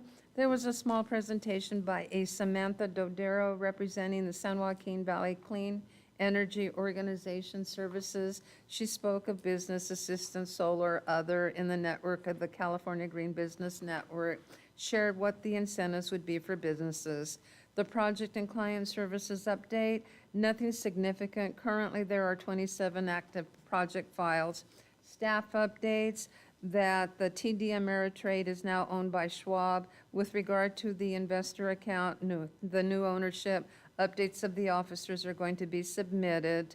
The GIS Guru Local Layers update, it is now live and on the website. Cities are able to integrate the local layers. Tulare, Porterville are already using. Other cities who have not or are not may seek the assistance of the TCEDC staff. Web Innovation by Design event is October 11th. TCEDC has a table limited to board members. It is my understanding that Porterville will be representative in the House, and I believe Claudia is on the panel. Yes, Your Honor. Thank you.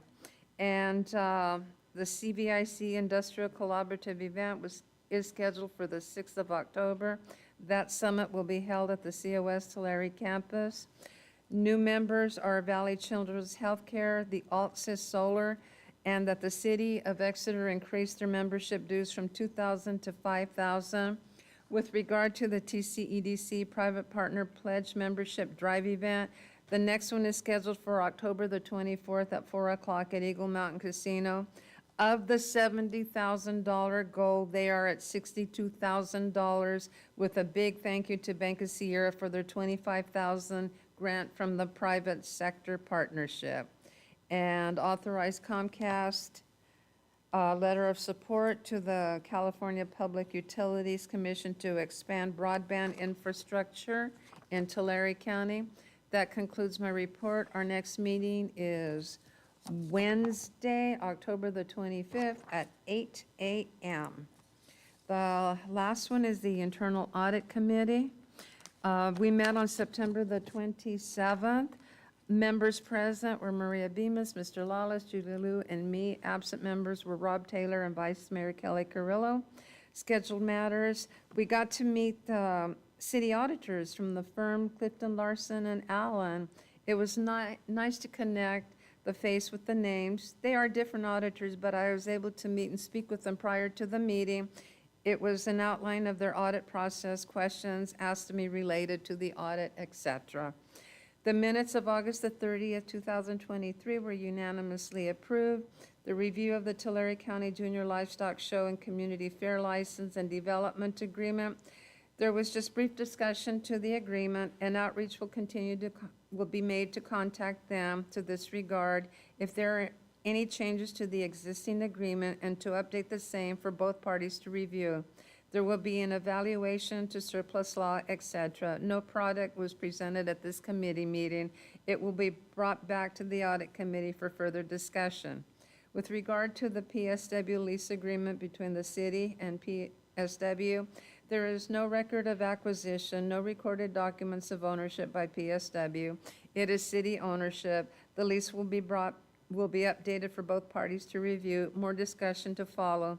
This will be brought back to the audit committee for further discussion.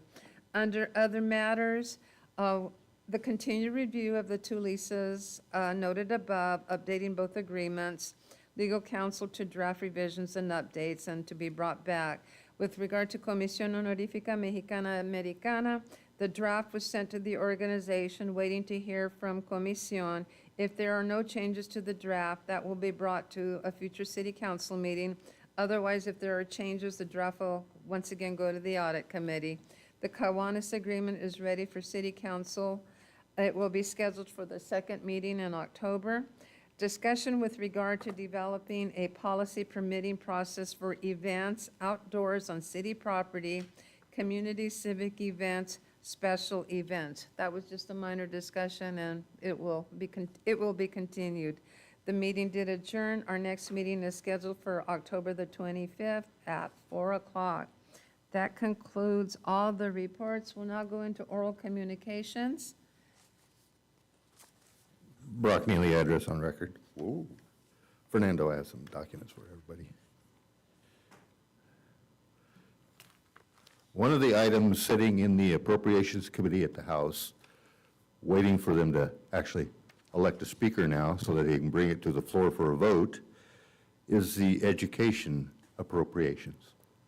In that appropriations, in their infinite wisdom, the Republican side of the House wants to cut 80% of Title I. Title I funding is very crucial to the school districts in areas such as we are in. And what you see there is the 21-22 funding for Title I for some selected school districts in the area, and the listing of the 80% they would have lost in that cycle and what remains. Now, Mr. Beltran, you work for Porterville Unified. How will they operate with a $6 million hit? People will have to be fired. Programs will have to be cut. If you take a look at just the districts that I selected, the total loss to those districts would be $521 million. That's a huge hit to education in California. The other thing that I wanted to talk about is accountability of parents. Obviously, with what happened with the school bus or the city bus and the fixie rider hinges upon accountability of parents teaching their kids critical thinking and common sense. Common sense tells you don't play chicken with a bus. That is ridiculous. Then something else that I saw in the Porterville Recorder about from Mr. McCurvey, he wanted to know why the Supreme Court never mentions the Declaration of Independence in their decisions. The Declaration of Independence has as much legal weight as a proclamation at a city. It's a declaration. It is not a legal document. Thank you. Thank you. Please come forward.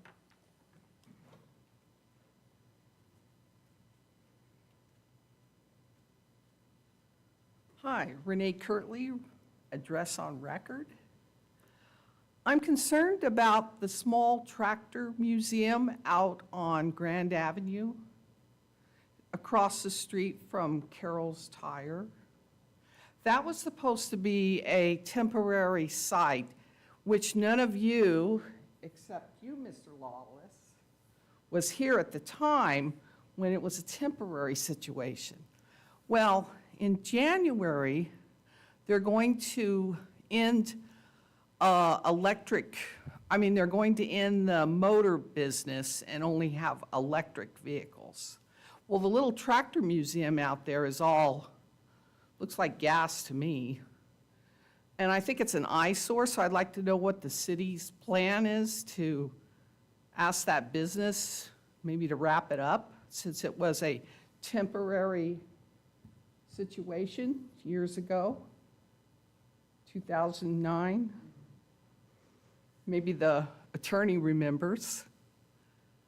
So yeah, but the little tractor museum, I think it's outlived its time. Thank you. Thank you. Anyone else would like to come forward? Do we have anyone on virtually? No, Your Honor. Thank you. We'll now move on to other matters. Councilmember Beltran. Well, I want to thank everybody. It was a great discussion today on many topics. Starting off with the first presentation from the Fallen Firefighters Memorial, Mr. Jones and Mr. Figueroa's presentation, and, honored to represent my District 1 and here as a city council member. I wasn't here at the time of that tragedy. So I'm honored to, accept these memorial, what is a challenge coin and some other signage with their names. Just the impact that family, has. They have a new bond together, unfortunately, but it looks like they're making the best of it, and just like those firefighters did, they're representing Porterville throughout the nation at different events and activities. And I hope going forward, whether it's city funds or council funds, to continue to support their effort to attend this annually. It was, every time they tell their story, I get choked up.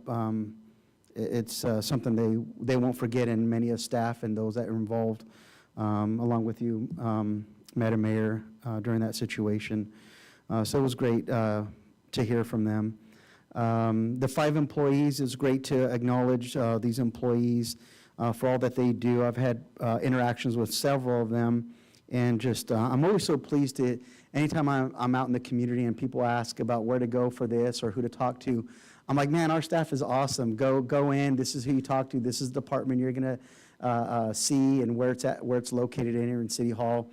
And so it's just great to put their faces and recognition, also for their families to come here and see their dedication to the community, and just that acknowledgement. I just appreciate that we do that as a city. The fall cleanup event. Last year I normally attend this event. I've been driving my stuff out to Woodville, and it's not as far as people think, and it's not as expensive as people think. People think, oh, I don't want to take my trash out there, but my father has a huge trailer with an automatic dump, and I fill that thing up, and I think it cost me $16 to dump. So it's not as expensive as people think. And take a leisurely drive. I took my younger son, who's 11, he helped me unload it, and we had just a nice country drive, so it's not as bad as people think. But I thank the city for continuing to have that option for people. And as Councilmember Meister said, hope going forward we can try and utilize it a little bit more, because I think last time the line went down Porter or Prospect, down Henderson, and actually all the way to Newcomb. And so that's quite a line to get in. So thanks staff for putting up with that long day. They worked hard. And the last thing I wanted to touch on was the drought situation. Mr. Lawless had touched on when Pat stepped in and was helping people on the east side with water pumps and tanks for their houses. My dad and younger brother were first set those up and got self-help. Actually, they trained the self-help staff how to do that, and it took about, I want to say, at least 4 months for any real state agencies to come in. Tulare County Office of Emergency Services was here, but not really hands-on. And this conversation today just reminded me how the city still hasn't been made whole from that event. I remember my parents trying to figure out, as a nonprofit that was very small, trying to get people water that hadn't had water for days. Some weren't English speaking, disabled, cancer patient, all kinds of situations out there. And I know my dad dipped into his retirement to help buy pumps from Harbor Freight. And he didn't ask for reimbursements because he just saw those needs. He grew up as a farm worker and working in the fields and knew what it was like to be ignored and not be serviced.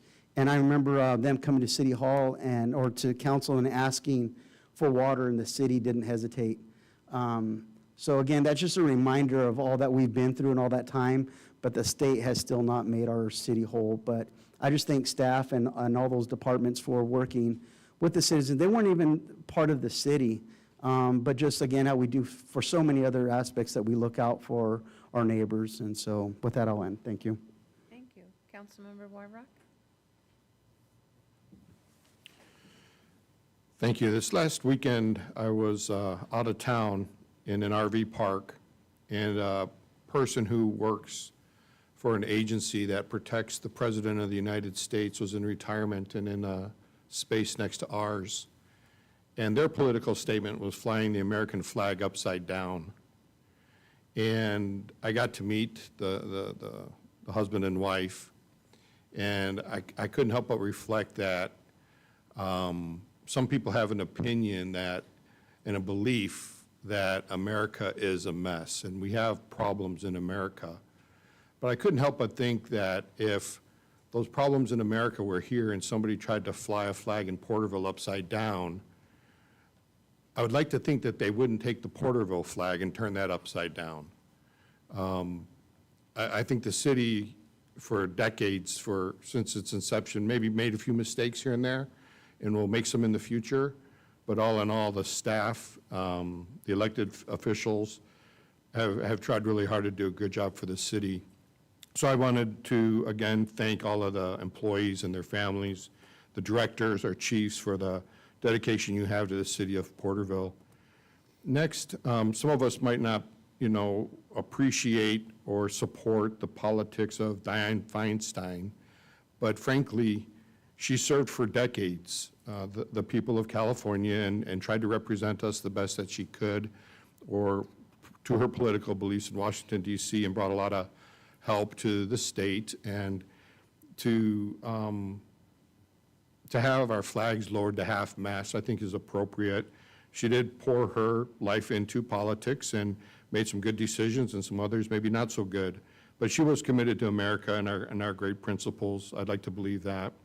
And it just goes to my next comment about the local elected officials who we've talked about tonight. Quite a few names were dropped, 3 in particular, that we reach out to regularly. So although we're supposed to be nonpartisan up here, we do go out to our elected representatives to make them aware of situations. And I applaud the efforts of the city council and members of staff and even members of the community who have these contacts and can make or take our message to them, whatever it may be.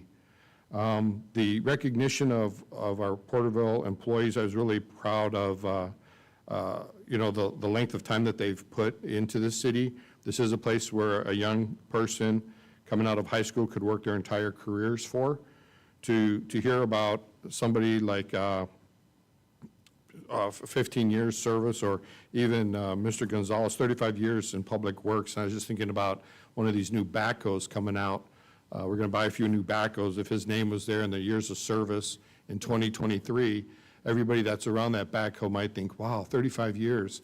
Even if he wasn't on the backhoe or with that crew, it would give them some momentum or maybe some thoughts that they too could work here and serve the city well by investing their time and efforts here. So I appreciate the service awards there tonight that we were able to present.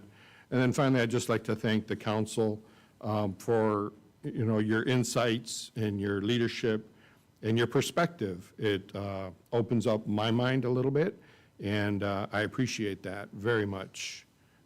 That's all, Mayor. Thank you. Thank you. Councilmember Meister. Well, I want to start with just an apology. I made a joke earlier about the gentleman, Hector, for 35 years, and I made a comment, and I forgot my place, so I just want to apologize for that comment. Juanita came in tonight and talked about the 65-year-old veteran. I did get her in contact with Bob Ashley, who is with American Legion Post 20. They have connections with the Veterans Hall in Fresno, and I will bring back a report on if we do get him help. John, I commend you. When you heard that it was a veteran, I could see that you cared dearly and you wanted to help this gentleman, and I thank you for that. River Springs, Colorado, I've been there. The 19 men that died were smoke jumpers. There were lessons learned in this fire. River Springs is a special place. To see the names, the fallen heroes, the empty boots, it's where I got the the idea of a bronze statue that I would like to bring to the city of firefighter Jones and Captain Figueroa. I got the opportunity to attend the police pinning, badge pinning. What an honor, really, to see Jake Castillo, Chief, get pinned, to see Josh Manus, Captain, Dominic Bartow, Assistant Chief, Ron Moore, Captain, Orlando Ortiz, Lieutenant, and Diana Azevedo, Senior Records Clerk. It's just a great honor to be there and see this, and see you guys with your families, and see you kiss your significant others, and know that you guys all climbed the ladder to get where you're at. And hearing your stories, it's just touching. It really is. You guys have the hardest jobs in society. There's no doubt about it, and so I respect it. I gotta say, Orlando Ortiz, the lieutenant, on Facebook, he's the most popular guy. He's got the most likes and comments. I'm just letting you guys know. I follow. This is the second pinning I've attended, and the second attending, and all of you guys are in here with mourning badges. You have the mourning straps on your badges, and it's for Ryan Clinton Broomer, sheriff out of Riverside. Our culture is declining. I think Councilman Wyrock kind of mentioned the flag upside down. There's things that are going on, and we're seeing a decay in our culture nationwide, but I don't think Porterville is necessarily going down that track. And I think it's because of the culture that we tried to keep here in Porterville. And for example, our police get involved with the community. We put forth the trunk or treats, which is October 31st, 6 to 9 p.m., or Coffee with a Cop, October 12th, 9 to 12 p.m. These things gets the community together. We have to contact the children, continue those routes to save our culture, and let them know that police aren't bad. These are good people. I listened to Madam Mayor talk about people getting hate speech or whatever it is. You guys live it, right? And so now the majority of Portervillians love you. There's no doubt about it, but there's going to be haters out there. So keep your heads on a swivel. Stay, don't get complacent. Love what you guys do. I thank you for your service. Frank Kern Canal Project, the fire station. Close to 50% over what the budget, what the engineer report is. I want to support staff in any way I can. I want to see projects go forward, but when it's 50% over what the budget is, I really, sometimes I think, is no deal the good deal? Maybe we come back and relook. I want to congratulate Senator Grove, SB 14, making child trafficking a serious offense. It's amazing that had to be a bill passed to make child trafficking a serious offense. Congratulations to Councilmember Beltran. AB 957 was vetoed by the governor. That was a letter we sent out. And AB 665, which lowers the consent of age for a minor to do gender-affirming care, is on the governor's desk, and he has yet to sign it, but I'm hoping that it vetoes because it kind of is a sister bill of 957. AB 1078, I believe it's a disgrace to our Constitution and the fact that you're removing local control from our school boards to be able to decide what curriculum are in the schools, and it's wrong.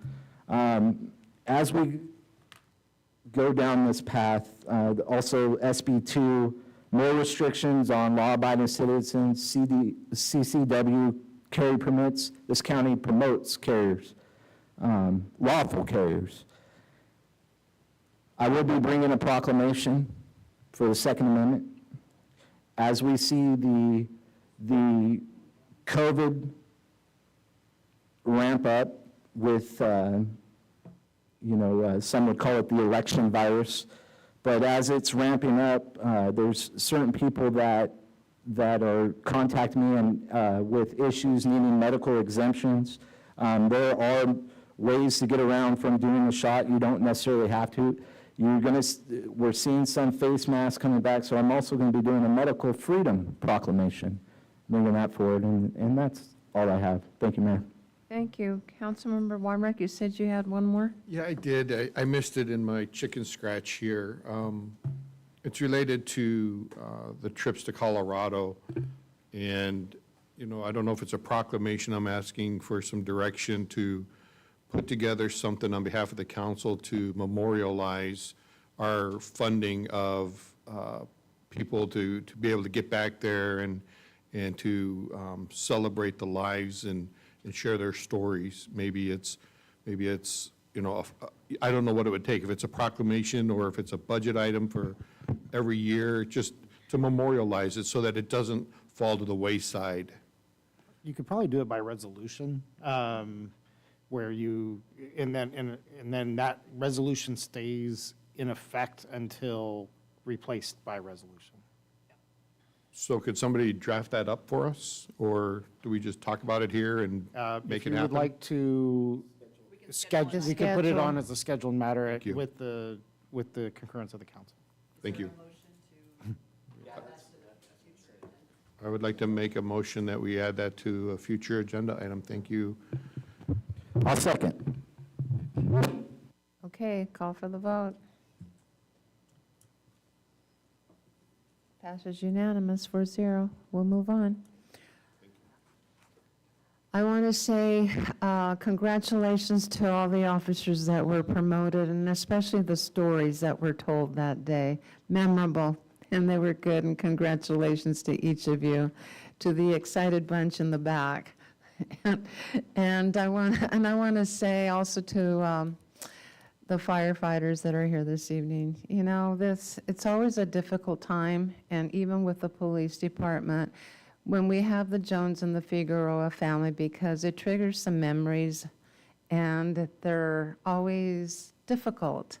And I don't deny that every time I'm around the family, that having physically been there and staff and everyone else, it's really difficult for some of us, but we continue to move on with the fortitude and the strength and the resiliency to go on.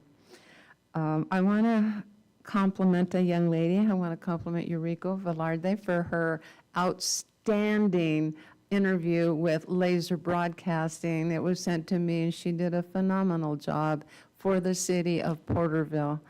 And also, I would like to recognize all the departments that work internally, especially in the accounts payable at the water and stuff like that. They get really busy. And I know that sometimes it's difficult because a lot of people don't like to pay and go online. They want to physically come in and pay their bill at the counter.